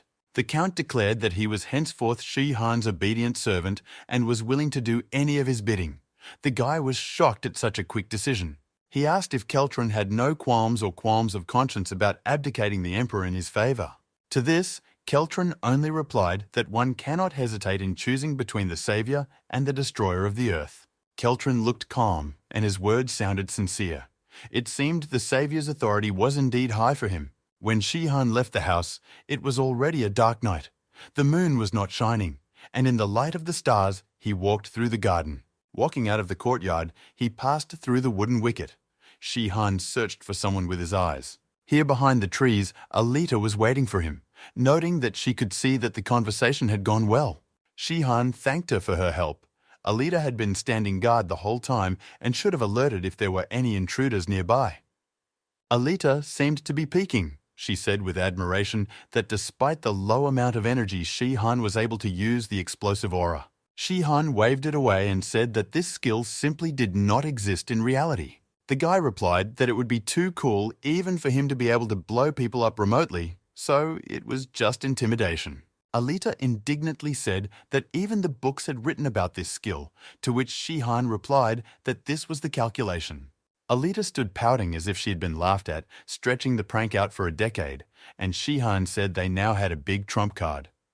But he was still plagued by questions about the origins of the dragon and the igneous wolf, who had qualities as if they were summoned from another world. He assumed that these beasts were the experimental animals in the Blue Tower. Alita said she too is plagued with thoughts because of what is happening on this hike. When they attended the interrogation and Harbak used the mysterious black powder, something happened. Shi Han said that he had no idea what this powder could be or what kind of magic was involved. Alita shook her head and said that she actually wanted to tell her something. When the powder was applied, it felt like there were dozens of insects crawling around inside her, and it was horrible. Her gaze was full of sadness from this memory. Shi Han didn't interrupt her, but the girl remained silent. Looking up at the starry sky, she said she didn't know how to explain it. Something about that powder in the mage's hand evoked vague memories or visions. A dark-haired mage in a red robe holding a powder and the figures of prisoners bowed before him. It all brought tears to her eyes. The emaciated woman was chained to the wall. A dark figure stood before her with a sword from which blood dripped. Lilstein motioned for the next man to come forward, something glowing in the mage's hand. Another prisoner appeared, overgrown, bearded and dirty. Lilstein, clutching the glowing black powder, commanded the man to kill himself. The bearded man grabbed his sword and brought it up to his neck, bracing himself for the move that would cut his life short. The prisoner's eyes a shroud, but the sword trembled in his hands. The prisoner couldn't do it. There was a palpable struggle going on inside him. The bearded man woke up. He did not understand where he was and what was happening. Fear was red in his already alive eyes. He realized himself with a sword at his throat, standing in front of a woman chained to the wall. All the man could do was whisper a few words to the woman. He called her dear and asked what he had done. Blood splattered, adding a fresh stain to an already crimson-stained floor. An angry Lilstein stood over the bearded man's body, his subjects continuing to resist some of his orders, though the powder couldn't be made any better. The mage snapped his fingers. The chamber needed to be cleared for further experimentation, and magic was the fastest way to do it. The dead body caught fire, the magical flames quickly turning the remains into ash that flew away through the ventilation passages. Lilstein realized that getting the result he was aiming for was much more difficult than it seemed at the beginning. Jacksonguard's palace was a far cry from the gloomy dungeons, both in terms of distance and the atmosphere that prevailed there.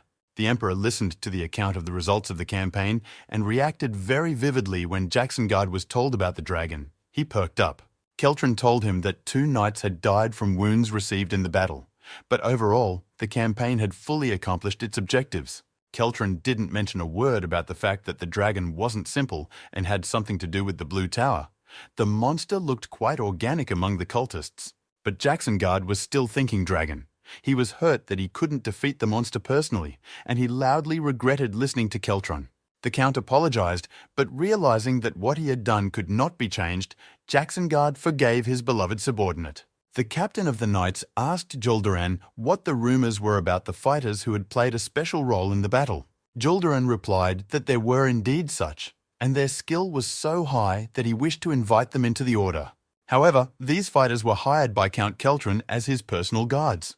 The captain said he had hoped for a replenishment too, but contemptuously added that since these people were only interested in money, so be it. Keltron listened with an awkward smile as Joldarin challenged the captain's opinion that Shahan and his friends were just mercantile mercenaries with no honor. After reporting into the emperor, Keltron returned to his lavish mansion, so pompous it could have been called a palace. But here another report awaited him. Already to Shihan, Keltron had made his lodging available to him.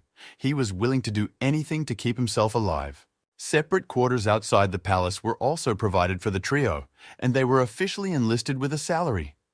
Shihan noticed that the fictitious service was so authentically forged that the three of them only had to kneel before the count. Keltron felt uneasy. He said he wasn't ready for something like this because even giving them orders in public already scared the hell out of him. However, despite his consternation, Keltron seemed to want to know something. In a trembling voice, he struck up a conversation from afar, trying to find out if Shikan's revenge included killing Jacksonguard. Shihan was surprised that Keltron could have guessed that he would do such a thing. He even laughed, but laughter also made the cowardly Earl shudder.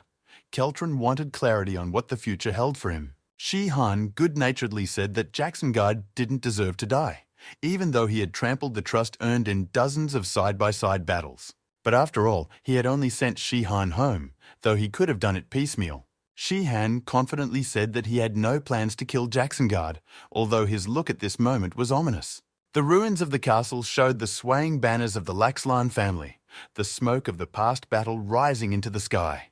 The knights involved in the siege rejoiced.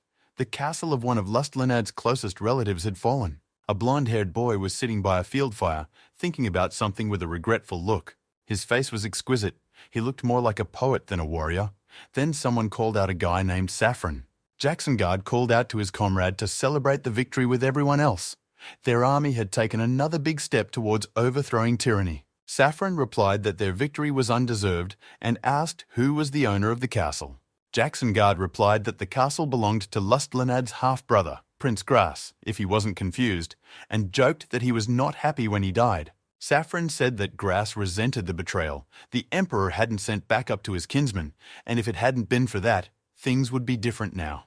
Guy tried to explain to Jacksonguard that the emperor had killed a rival by rebel forces, and they found themselves as someone else's tool. Jacksonguard recognized that kinship was worthless in the face of lust for power, but they should rejoice in victory, for they needed it. Saffron said that Jacksonguard wasn't very far-sighted, to which the bogatir cheerfully replied that Saffron should have been less of a troublemaker. Saffron was frustrated by this lack of understanding and continued to stare sullenly in front of him. He tried to ask Jacksonguard if he was thinking about something, but he didn't have time to finish because his friend immediately said no. He didn't need to finish the question, as he thought everything Saffron was thinking about was far-fetched. Jacksonguard said it was Saffron's business to think, and his business was to swing his sword. Saffron smiled, even though Jacksonguard may turn everything into a silly joke, but he was a kind guy. The blonde-haired boy asked what Jacksonguard thought would happen after the fall of the emperor, and he replied that there would be peace, of course.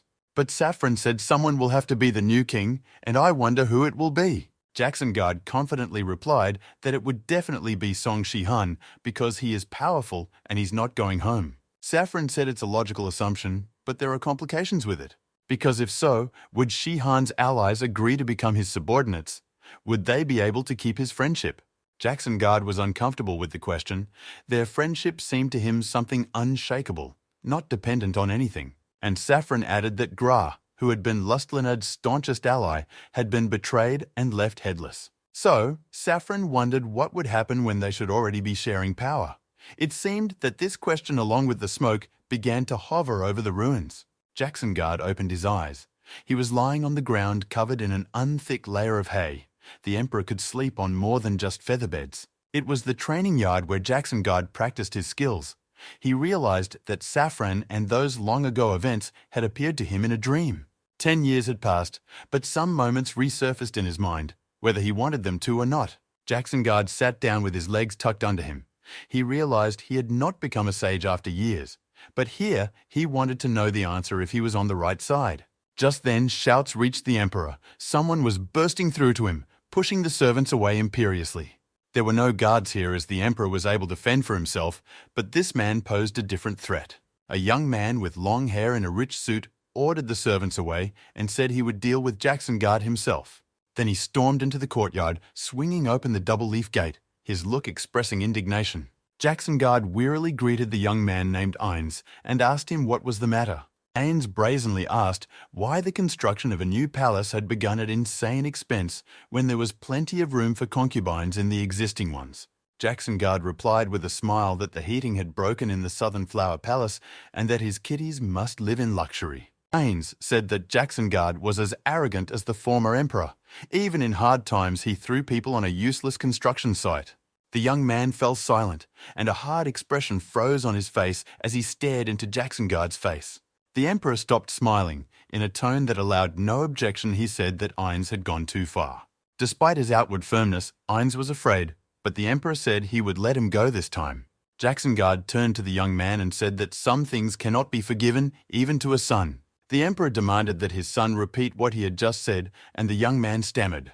He clenched his mouth stubbornly, but it was evident that he could hardly bear his father's gaze. Ainz blurted out that the workers are overloaded, the work schedule is unbearable, and people are resentful and cursing Jacksonguard. The young man hissed that looking at it, one could see no difference between the new orders and the tyranny of the former emperor.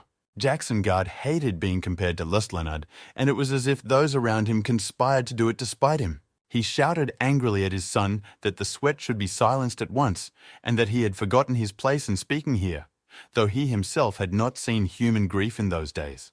The shout and the step forward made by his father startled Ainz so much that he recoiled back. Jacksonguard looked reproachfully at his son, who spat on the hall, unable to withstand the psychological onslaught. Already calmer, he told Ainz to stop taking up his time and go his own way, the emperor's frowning face allowing no objection. Ainz didn't dare raise his eyes up and face his father.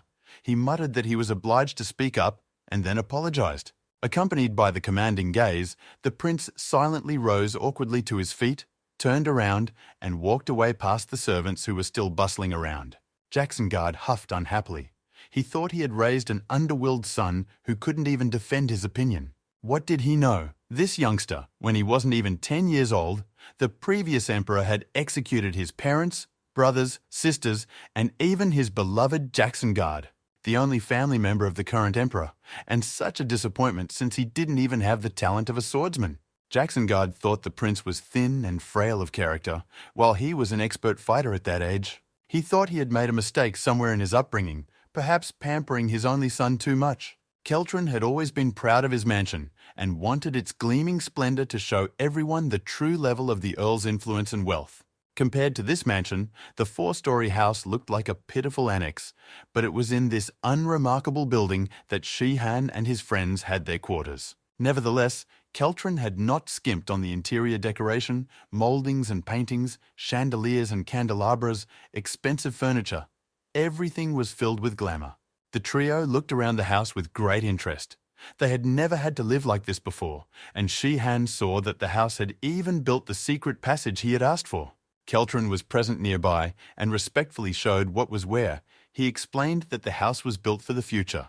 Keltron said he wasn't married yet, so he had prepared the house in advance, but his interlocutors didn't quite understand the logic. Shihan sternly remarked that kidnapping was a very bad idea, but Keltron hastened to reply that he didn't mean that at all. He replied that the house was built as a hiding place in case he was accused of disloyalty, and the family had to be hidden. Zeno, on the other hand, bragged that he put his house on the market and was able to sell it for much more than he bought it for. Shihan replied to him that the money should last for a long time, Keltron hurriedly reminded himself, hinting that he could help in money matters as well. He assured Shihan that he could ask for any help he wanted. All this time he had only addressed the guy with the word, "Sir." Shihan hadn't experienced such treatment in a long time and blurted out, it looked like life was starting to get better. He and Alita went out for a walk in the front garden. Shihan said he was grateful for his friend's advice. It was Alita who suggested to Shihan that he should demand an official address from Keltron. It had the perfect effect. She said that when Shihan talks to her on a first-name basis, it shows that they are equals, while Keltron needs to show the exact opposite. Shihan was puzzled as to why Alita had become so interested in the effectiveness of their influence on the Count. Alita looked away thoughtfully and said that she really didn't care much about the success of their plan before, but something was different now. Shihan was curious and asked what the girl was talking about. The woman evasively replied that it was actually nothing important and asked whether to address Shihan officially now for her and Zenon as well. The guy calmly replied that he wanted to keep a friendly tone, so he didn't want such a change in their communication. Alita seemed pleased with the recognition of her friend's status. She thanked Shihan nicely. She then asked what was the purpose of him inviting her here. After all, it wasn't all for idle conversation. Shihan remembered what he wanted to offer. He said that the girl could try to supplement her specialization and start studying magic besides martial arts. Shihan said that the girl had an aptitude for magic and potential since she had become his summoner, albeit unwittingly. Alita hesitated. She had always thought of herself as just a swordswoman, and training in magic was hardly available to her day. Supplementing martial techniques with magic attacks looked promising, but getting into the ivory tower with her origin was impossible. Shihan traditionally smiled coyly. He said that they didn't need any tower. The guy solemnly declared that he was not only a master swordsman with the rank of deity, but also a level 9 mage with the rank of master. The breeze was ruffling the crowns of the fruit trees. Shihan was starting his next lesson, going to start with the basics. Alita hoped that this time the lesson would succeed. Shihan began the story of the 3 components of the magic ritual, which began with the language of runes that gathered magical energy. The second step was a spell that transformed energy into something concrete. Fire lit up in his hand. The final third step was the command that what had been created by the spell begin to take effect, and fire struck from his hand into the ground. Satisfied with his demonstration, Shihan showed Alita the scorched grass and waited for her reaction. Not waiting, he tried to comfort her by telling her that with practice it was getting overcomplicated and started shooting fire from his hands into the area around him. He also added that even geniuses cannot memorize all the spells, so there is an indispensable tool in this case. Shihan held out an empty hand to Alita, and she peered carefully into the palm, but saw nothing. A ghostly book appeared out of thin air. It was a book of spells in which the mage could write down everything he needed from his memory, and the journey began with it. Alita replied that she had interacted with many mages, but had never seen such a book. Shihan replied that he showed it on purpose. Usually the book is invisible, but sorcerers extend their hands in front of them just to leaf through it. This pose even got its name Handprint, or Somatica. Alita nodded understandingly. Shihan gloatingly remarked that this book had helped him pass many exams when he was in college. Alita marveled and asked if there was no magic on Earth, and Shihan confirmed that there was. The girl noticed that Shihan continued to use magic at home, meaning everything works in the other world. It's just that it's not being used for some reason. Shihan said he never really thought about how this happened, but it's a really interesting topic. He assumed he felt his magic when passing through the portals, and the rest of the Earthlings didn't have that chance. Alita said admiringly that this meant that on Earth, Shihan was even more great because he had no competitors at all. The guy was surprised at this enthusiasm of hers. She started asking unexpectedly many questions. Here his friend uttered another one. She wanted to know how he had lived these 10 years in his home world. Shihan froze after saying those words. He seemed to have withdrawn into himself. Alita even called his name again. The guy lowered his eyes down. He had a hard time starting to speak. He squeezed out the first word. In those moments, memories flew before his inner gaze, his hometown, high-rises and monuments. Car traffic, so dirty and noisy, but necessary to the city like blood to the body. Passers-by, going about their business or idly hanging around the stores, one day they saw a very unusual sight. A completely naked guy lying on stone tiles in the middle of the square, unclear where he came from, some wondering who he was, others shaming him. Someone even complimented his physique, while someone else covered the other's eyes so he wouldn't stare at the obscenities. Shihan was lying on the cold stone, and in front of his eyes still stood his friends and traders at the same time. At the police station, even the officers were pointing their fingers at him, asking if he was the weirdo who was lying naked in the street. Shihan was given a police uniform to cover himself. They had already determined his identity and were judging that his parents' divorce might have pushed him into a bender. The police officer demanded an explanation of where Shihan had been and what he had been doing since he was reported missing. Shihan stared blankly in front of him and only replied that he didn't know anything. In vain, the policeman tried to demand that he not lie. It looked as if he was going to be interrogated with bias. Then a blue light flashed in the policeman's eye and immediately went out, a look of understanding on his face. The officer said it looked like amnesia and instructed the guy to see a doctor. Shihan looked at his face and smiled. He had just successfully used magic, and that was encouraging, but he decided to keep it a secret and get out of the station as soon as possible. As the paperwork continued, evening was already approaching, and he didn't even know which precinct he was in. The police officers inexplicably obtained and issued him clothes.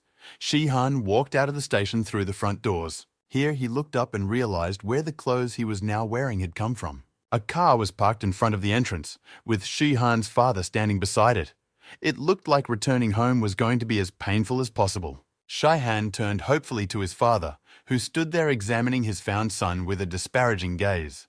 They came home to an apartment on the upper floors of a rowdy high-rise in a bedroom community in Daejeon City. His father reprimanded Shihan, asking him where he had been for 7 years, but not expecting an answer, he reproached him again for not even going to school. Shihan looked at his father and saw that after all these years in turmoil, he was still the same as he had been, a squabbling man, always grousing about his honorable name. Father kept harping on about the shame he had allowed in Gwanghwamun Square, that it had already become the laughingstock of the entire internet. Shihan didn't expect warmth or sympathy, but even so, the reception was too cold.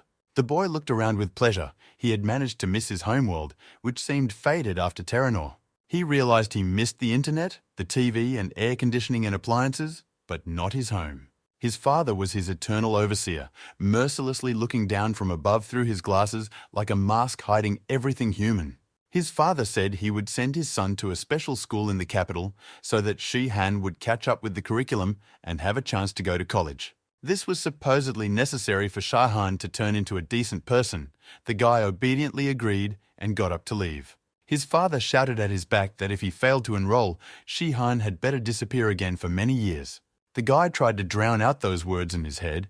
He didn't want to believe they were even spoken. So many years he spent to free another world from tyranny, and as a reward, he got this: indifference and contempt. Shihan had a fire burning inside. He was eager to find a way to return at any cost. It wasn't supposed to end like this.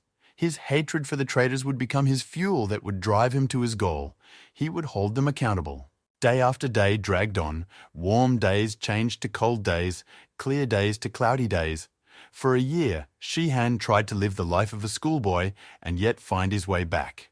He attended a special school, but he put all his efforts not into lessons, but into mastering the deepest aspects of magic. His spellbook kept many entries with complex spells, and also gave him the ability to pass the entrance exams easily. Even his father had become less rigid. It seemed that the worry about their family's reputation was not as strong now. But Shihan didn't care. Once he entered university, he wasn't going to live with his father anymore. Suho Shihan told his father that he didn't have to worry about him. He was capable of taking care of himself. The father was furious. The offspring had managed to screw it up even here, the one moment when everything went right. He threatened that Shihan might not even think of coming to ask for help afterward, but the son had already left the house without even looking back. Shihan resented how neglected he was, how they didn't believe in his strength, and yet he was now worth so much more. He was unique. He could turn his world upside down because he wielded a power that no one could oppose. With ease, Shihan got some money to live on and settled into a decent apartment. He would bet on races and help the right horse win by channeling his fighting energy into it. A year of magic tricks, and Shihan could no longer think about money while looking out of his apartment at the city through a floor-to-ceiling window. During this time, Shihan had managed to learn how to open portals to other dimensions, but these portals were uncontrollable. These portals led to unknown places, and getting anywhere he wanted to go was not something he could do, and going at random was akin to flying through space. Even if he traveled on, opening more and more windows, he might never find Terranor among the myriad realities. Shihan was wandering in the darkness of the unknown. Nothing more could be gleaned from the records, and personal experiments were inconclusive. The search for Terranor could take 10 years, or it could take a lifetime. The urge to return was starting to get rusty. He wondered if he should have hated his former friends so much. After all, they had only brought him back home. He gradually began to justify them, to think that things hadn't turned out so badly, given his current situation. Shihan decided that he forgave them, forgave his friends, forgave Lavina. After all, relationships with girls are always fickle. He accepted the thought that it would be impossible to return.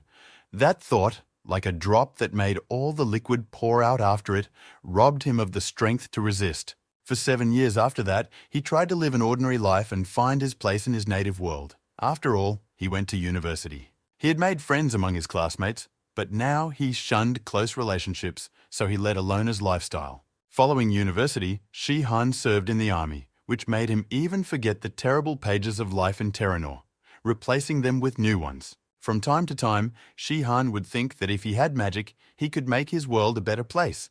But how Terranor had repaid him for such an endeavor. His homeworld was teeming with life. He lived in a beautiful city, but he was miserable, and no amount of business could make things right. One day in training, there was a moment of truth. He felt it, and he didn't even immediately realize what. But he knew it was more important than anything else in the world. Stepping on the treadmill, he listened to the sensations like a hunting dog sniffing around after finding a trail. Out of habit, Shi-Han was going through the directions to open the portal, and somewhere among the many realities, something familiar sounded.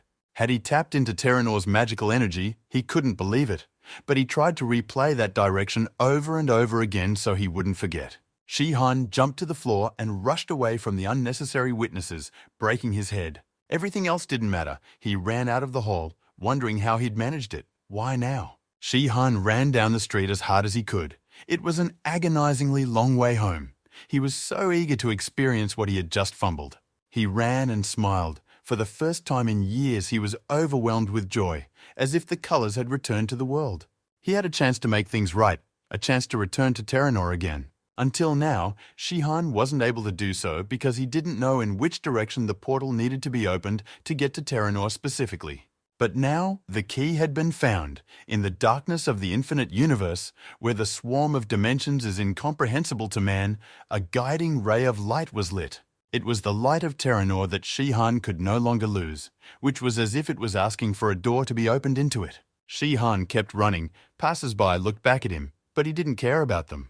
He wondered why he was so excited, why he was so eager to check it out if he had long since resigned himself, decided to stay on Earth. The certainty that he had forgiven everyone, that the drama of returning was entirely in the past, was blurring.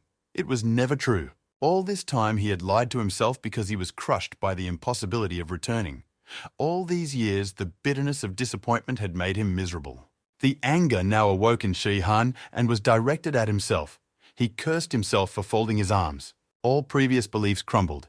He knew he would grab this chance and do whatever it took to reach his goal. Shi-Han dropped out of university, spending all his time in training.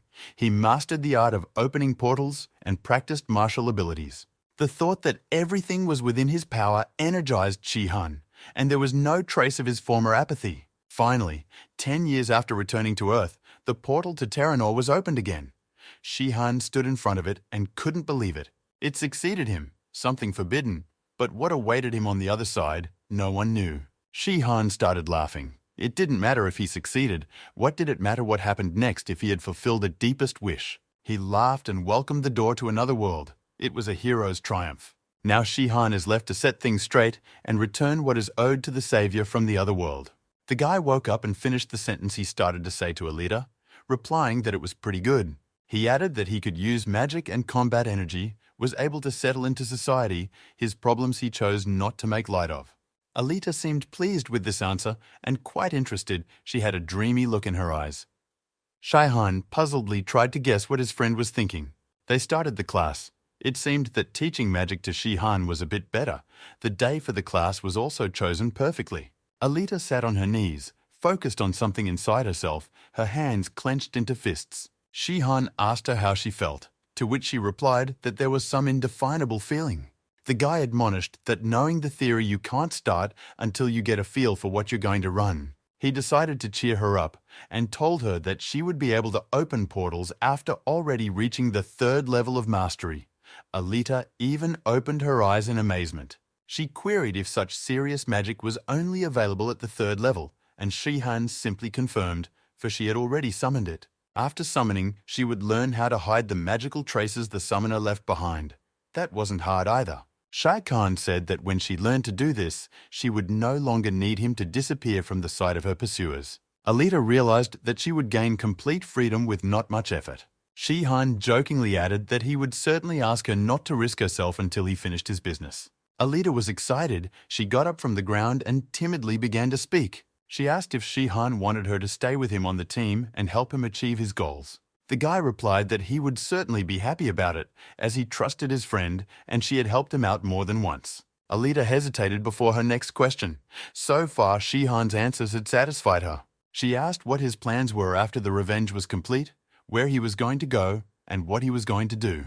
More specifically, she wanted to know if Shihan wanted to stay in Terranor as he had 10 years ago. Her friend replied that Terranor had managed to change a lot, and now he didn't even know what to do. It was like he had become a stranger in both worlds. Shihan assumed that when he executed his plan, he would think about where to go next. He'll probably go home voluntarily this time, as he really has incredible prospects in his homeworld. Alita turned to her friend with fear, some horrible thought gripping her. She asked if it would take burning someone's heart to return, causing Shihan to jump up and object strongly. He replied that going home would be easier for him than getting to Terranor. He twirled his finger and a blue discharge flashed. A small portal opened in the air in front of him. Alita stunned in surprise. Shihan said that if he opens a random portal from an alien world, it always leads to Earth, and only on Earth do portals lead anywhere. The only thing is that he doesn't know where exactly on Earth he'll end up. And then Kwanghuaman Square rose before his eyes again. But even that was taken care of, so there would be no repeat of the past disgrace, Shihan declared, and Alita thought he was being morbid. The girl smiled. She was about to say or ask something important. The swordswoman declared to Shihan that she would go to Earth with him. The guy didn't expect her to be so eager. She explained that here she was an eternal exile, the daughter of a tyrant and an object of prey, but there she would have a chance for a fresh start. Shihan looked at her and thought that there was a great deal of truth in those words. Alita said that she would help Shihan in his business, and in return, she asks for a chance to go to Earth for herself. The girl uttered the request so passionately that Shihan trembled in front of her sincerity and beauty. He wouldn't be able to refuse her. It was idyllic in yet another of Jackson Guard's palaces, brightly coloured birds making melodious trills as they perched in the thickets of flowers framing the elegant fountains. A young woman of beautiful appearance was strolling through the park. Her blonde hair was braided into a thick braid that fell over a blue dress. Someone called out to her from behind and wondered if she was walking all alone. It was Prince Ainz, and he greeted Queen Layla complacently. Layla was happy to see him too. Her aquamarine eyes were the pattern from which the fabric for the dress was chosen. The woman radiated pure gentleness. She replied that even alone it was nice to walk under such a beautiful sky, but Ainz added that it was also dangerous. Layla replied that she had nothing to fear, as she had only one word from the Queen, and in fact, she played no role in politics. Jackson Guard had married her for convenience, and after the wedding he had not dignified her with attention. She was not privy to palace affairs. Layla turned and staggered onward, but turned around when Ainz spoke again. He said he was quite interested in her, unlike her father, and hugged her from the back, pulling her close to him. Layla gently objected that this was impossible and that they shouldn't be seen, but she offered no resistance, allowing herself to be hugged further. Ainz replied that that was why he was talking about walking alone, because he had checked the park and there was definitely no one else in it. The prince began kissing the queen, and she let him continue, melting into his embrace. The queen's palace was distinguished by its blue trim. It was a colour that distinguished things pertaining to her. After a while, Ainz was walking down one of the corridors. He was walking with a normal gait, but you could see his wariness from the front. Finally, he pronounced for the man who had been following at his heels to stop hiding and reveal himself. Count Keltron appeared from behind a pillar, and Ainz bluntly asked what kind of stakeout he had arranged. Keltron stepped closer and replied in a conspiratorial tone that he had some very interesting information for Ainz. Shihan grudgingly put a large pill in his mouth. This procedure always caused difficulties. The remedy was unpalatable, with a strong bitterness. Even though you just had to swallow it, it managed to leave a mark. Zeno appeared beside a vial. He presented it to Shihan, saying that it was a sauce he had made on purpose to make it easier to take the remedy. While Shihan was praising Xenon because the sauce really made the taste palatable, Alita thought that she had literally felt the effects in one day.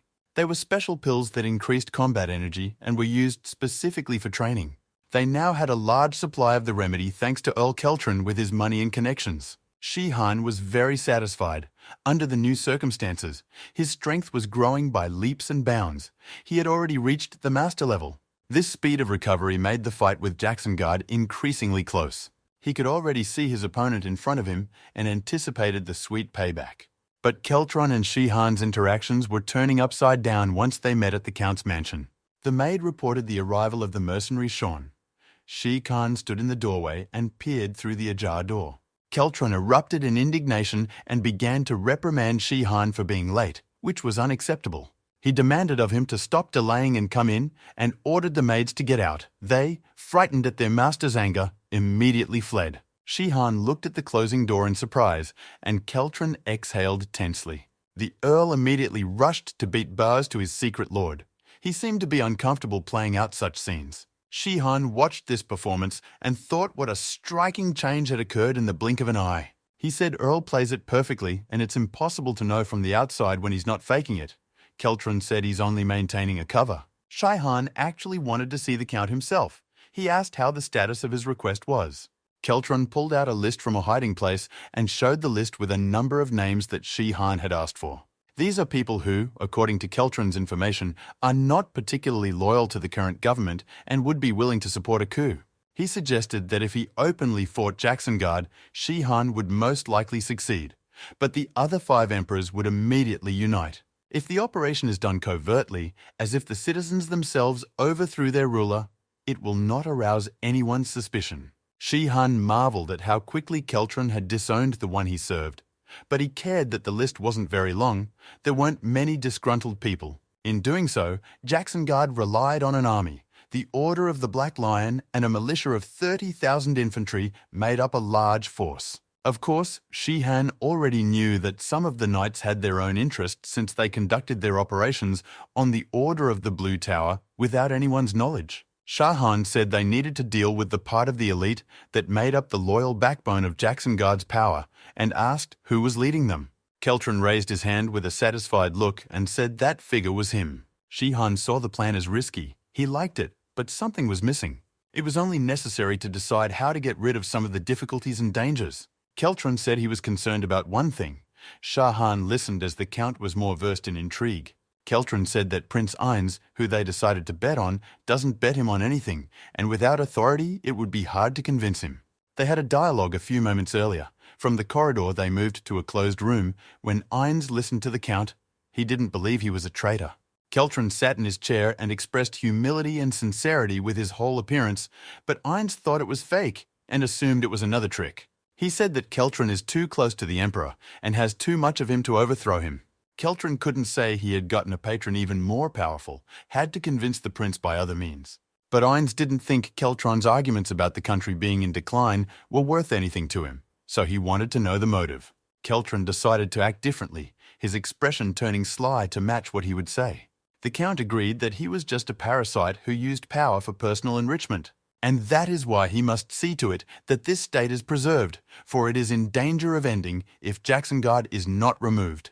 Ainz was disturbed by such a statement. He wanted to know what made Keltron think that. Prince stated that this kind of statement can't just be uttered, to which Keltron replied that he was willing to put his life on the line. The Count said he was looking out for himself first, but started the conversation with the poor, as a change in power would help them too. Keltron said he would even be willing to lose some of the wealth if he knew he would live a long life with it instead of falling from the heights to the bottom. Ainz objected that Jacksonguard was young and powerful. Why would he lose power and country? Keltron said that Prince Ainz is smart and therefore knows the answer to that question himself. The kingdom played a bad role in the Kargon War, so as soon as Lilstai or Anathius get a chance, they'll take this piece off the board. Alas, by sharing power, the 6 friends have not strengthened their friendship, but destroyed it. So if one of them goes out, it will be safer. Keltron realized that if the power changed, he would have to play the care of the people under the new ruler. But he wasn't used to it. Ainz countered that if there was a coup, Keltron would still be in danger. The prince said he had no intention of encouraging this lying upstart if he got power. He suggested he would strip him of all his money. So he asked what then would be Keltron's benefit if he no longer had privileges. The Count closed his eyes. He was gathering all the convincing he had in him. He replied that he was maximally efficient in securing the result, whatever the king wanted. good for the poor or personal wealth. Jacksonguard wished for luxury, and Keltron provided him with luxury. If the prince answered what he wished for, Keltron would fulfill that as well. Ains jumped up in anger. This cynical bribery was not to his liking, like making a deal with the devil for a good cause. Keltron decided he'd said enough and got up from the table as well. Keeping his composure, the Earl staggered away while the prince continued to stand, holding back his anger. Out of the corner of his eye, he noticed that the Count had stopped at the very door and never opened it. Keltron said that this woman was the Queen. At those words, the prince's eyes widened. He wondered how this man knew everything. Keltron added that it was the king's woman to be exact, and the prince stared fiercely at his back, ready to pounce. He asked Keltron what he was implying. Ains wanted to stop these damn games. Keltron turned around with a smile. He had found what he was looking for. Now the prince was ready to listen to him. The Earl explained that the Queen would not go to Jacksonguard. It would go to the king, whoever became king. The Keltron mansion was idyllic at midday, with birds singing in the surrounding garden and a cool breeze blowing. After returning from the Count, Shaihan settled down on the sofa to deepen his reading. He relished the opportunity to wander his eyes relaxedly over the lines. But rest was not destined to take place. A sudden rumbling and shouting was heard from the street. Shaihan rushed downstairs and swung open the doors of the house leading to the garden, looking around to see what had happened. Alita was there, confused, guilty and scared at the same time. She could only call out to her friend for help. Zeno was lying on the ground, still covered in flames, looking like the knight had received a powerful blow. The friends called out to Zenon, hoping he would come to his senses, their cries echoing through the garden and frightening the birds. Shihan shook his comrade, hoping it would help him wake up. Alita stood guiltily to the side, though there was a twinge of admiration for herself in her. Shihan wanted to know how this happened, and the girl began to tell. Zeno tended to the spinach in the vegetable garden. The beds of beautifully tidy bushes were a joy to behold. Knight was enthusiastic about gardening. Soon he was already planning to harvest his crops. Alita had been practicing magic a little farther away. It had been about a month since she'd started doing it. She opened the spell book and decided to try to cast one for the first time to try it out. What Shihan was showing her seemed simple enough that it would succeed the first time. She began to repeat the necessary actions. A faint glow began to emanate from her hands, and streams of fire flowed from nowhere into her palms. Except that the result exceeded expectations. A wind blew from Alita, lifting leaves into the air. An entire whirlwind of fire flooded in her hands, whipping jets of fire at the ground around her. The girl realized that she couldn't hold on to this magical blob. Zeno only had time to turn around, wondering what was going on with Alita. She shouted to him cautiously, but the fire lashed out in his direction faster than the man could react. Luckily, the huge fireball didn't hit the guy, but it did hit his favorite beds.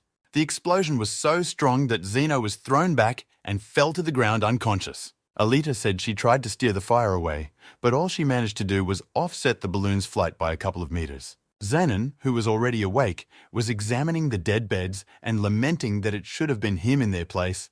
The guy didn't seem to be hurt. Alita was embarrassed and said that next time she would aim specifically at Zenon, to which Shihan remarked that it was okay to aim for the sky. He examined the impact site and concluded that it didn't look like first-level magic, then asked if Alita had actually used that spell. He asked her to try again to see for herself how it was happening. The girl was already a little afraid, but she began to concentrate her magic using the rune language again. Shihan watched in amazement as the magic gathered around her in a dense stream. He stopped her before she even started to cast the spell. Shihan was impressed by what was happening. It seemed like this wasn't what he had expected at all when he offered to train her. He told her that the amount of magic she was concentrating was consistent with a 5th or even 7th level mage. Zeno asked in surprise how that was possible since she had just started, to which Shihan said that although it was hard to believe, it was. Alita asked for an explanation of what was happening to her and her sorcery. Shihan said that mages take energy from the surrounding nature, and when they create a spell, a 5th or even a 10th of that energy is left over. But when Alita does the same thing, the amount of energy doesn't just not decrease, it increases. It was only possible if there was some additional source adding energy. Shihan shook his head, admitting that he had never seen such a thing and wondered if Lilstai or Saffron knew anything about it. Alita asked if she could then study further, to which the guy replied that the risks were very much increased and she should stop. The girl was upset by this and questioned if she had correctly realized that there was a very large power hidden within her. And if so, how could she ever give up that power if it could be used? Shihan thought that Alita was a risky girl. He wanted to keep her safe, but she didn't seem to want to do it herself. Since that was the case, he had another solution for his girlfriend for this issue. Shihan admitted that there was a second way in which she didn't need to stop practicing. He said that he had once overcome a similar problem due to the fact that Earthlings absorb more energy from nature than the inhabitants of Terranor. Alita rejoiced. Now she knew that overpowering magic was not a judgment. Shihan said he would try to teach her how to control her excess energy, but that carries a lot of risks. Alita didn't hesitate to agree because once she had tasted magic, she wasn't ready to give it up. Count Keltron's office was already becoming very familiar to Shihan. He closed the door tightly behind him, taking his usual precautions. Servants were in the habit of prying. Keltron radiated cordiality. He greeted Shihan and invited him to take a seat across from him. Shihan came to see how the negotiations with Ainz were going. Keltron replied that the prince had thawed somewhat and was looking at the plan with interest.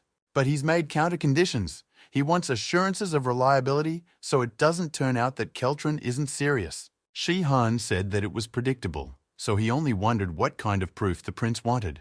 Keltron replied that Ainz wished to eliminate one of Jacksonguard's so-called 3 loyal dogs. The Emperor had 3 confidants on whom he dumped the entire administration of the state. They ran the army, the economy, and politics. The army was led by Master Berkeley, the head of the Order of the Black Lion Knights, whom Shihan had the chance to see. The Emperor's father-in-law, the richest man in the country, Count Cramerton, was in charge of the economy. Shihong asked who was the last dog to determine the kingdom's politics. Keltron raised his hand with a satisfied look and said that this figure was him. Shihan was seized by a fit of déjà vu. Keltron said it was Master Berkeley, a pillar of Jacksonguard's military strength, who was their target. Shihan asked if that meant he was being asked to fight him, and Keltron expressed his confidence that Shihan would defeat him with one left. Shihan was flattered by this, but since he had to get by without techniques that could give him away, the task was difficult and required more information. Keltron said Shihan actually knows a lot about Berkeley. He was just misled by the fact that he changed his name to a new one. In fact, this man was known during the time of the former emperor as Darthwold, the first assault commander of the Jacksonguard army. Somewhere far away from the capital was another construction that Jacksonguard was so fond of. A fortress was being built to defend the frontiers. The ruthless guards kept pushing the workers to work faster. He went wild and threatened to kill someone else to incentivize the others. The workers only looked around sullenly. A sharp blow from a nearby man toppled the guard to the ground and knocked the air from his lungs. The man was armed. Such a clear display of disobedience could only mean one thing. This was a riot. The riot leader's face was disfigured by a scar. The workers let out an excited shout and began to gather around him. The guards grabbed their weapons. They were preparing for the most drastic action. The workers pulled out hidden weapons and a scuffle broke out. The confrontation was bloody. Master Berkeley was informed that a rebellion had broken out at the construction site. Berkeley shrugged and replied that the guards could deal with the blacks themselves.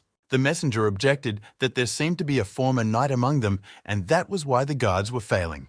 Berkeley whispered contemptuously that the man seemed to have lost the remnants of honor. He stood up and strode toward the battle site, determined to deal with the traitor himself. The guards were falling under the knight's blows. Even now that he was no longer in uniform, he was still far more dangerous than them. The scarred man was cutting a path for Jacksonguard's slaves to release them into the wild. He urged the guards to leave as he didn't want unnecessary casualties after all.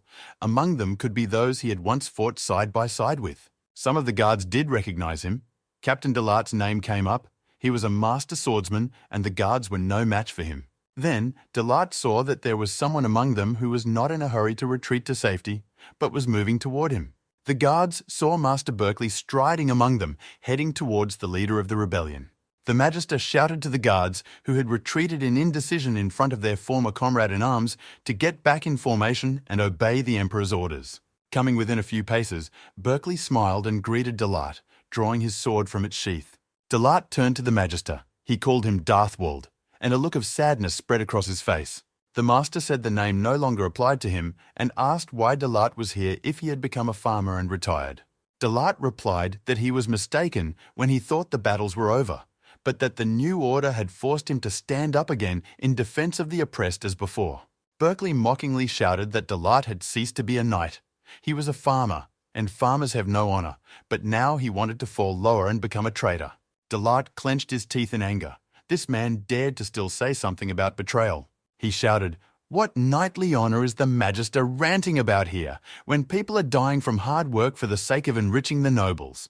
Berkeley replied that a knight's business was not to reason, but to obey his lord's orders and remain loyal at all costs.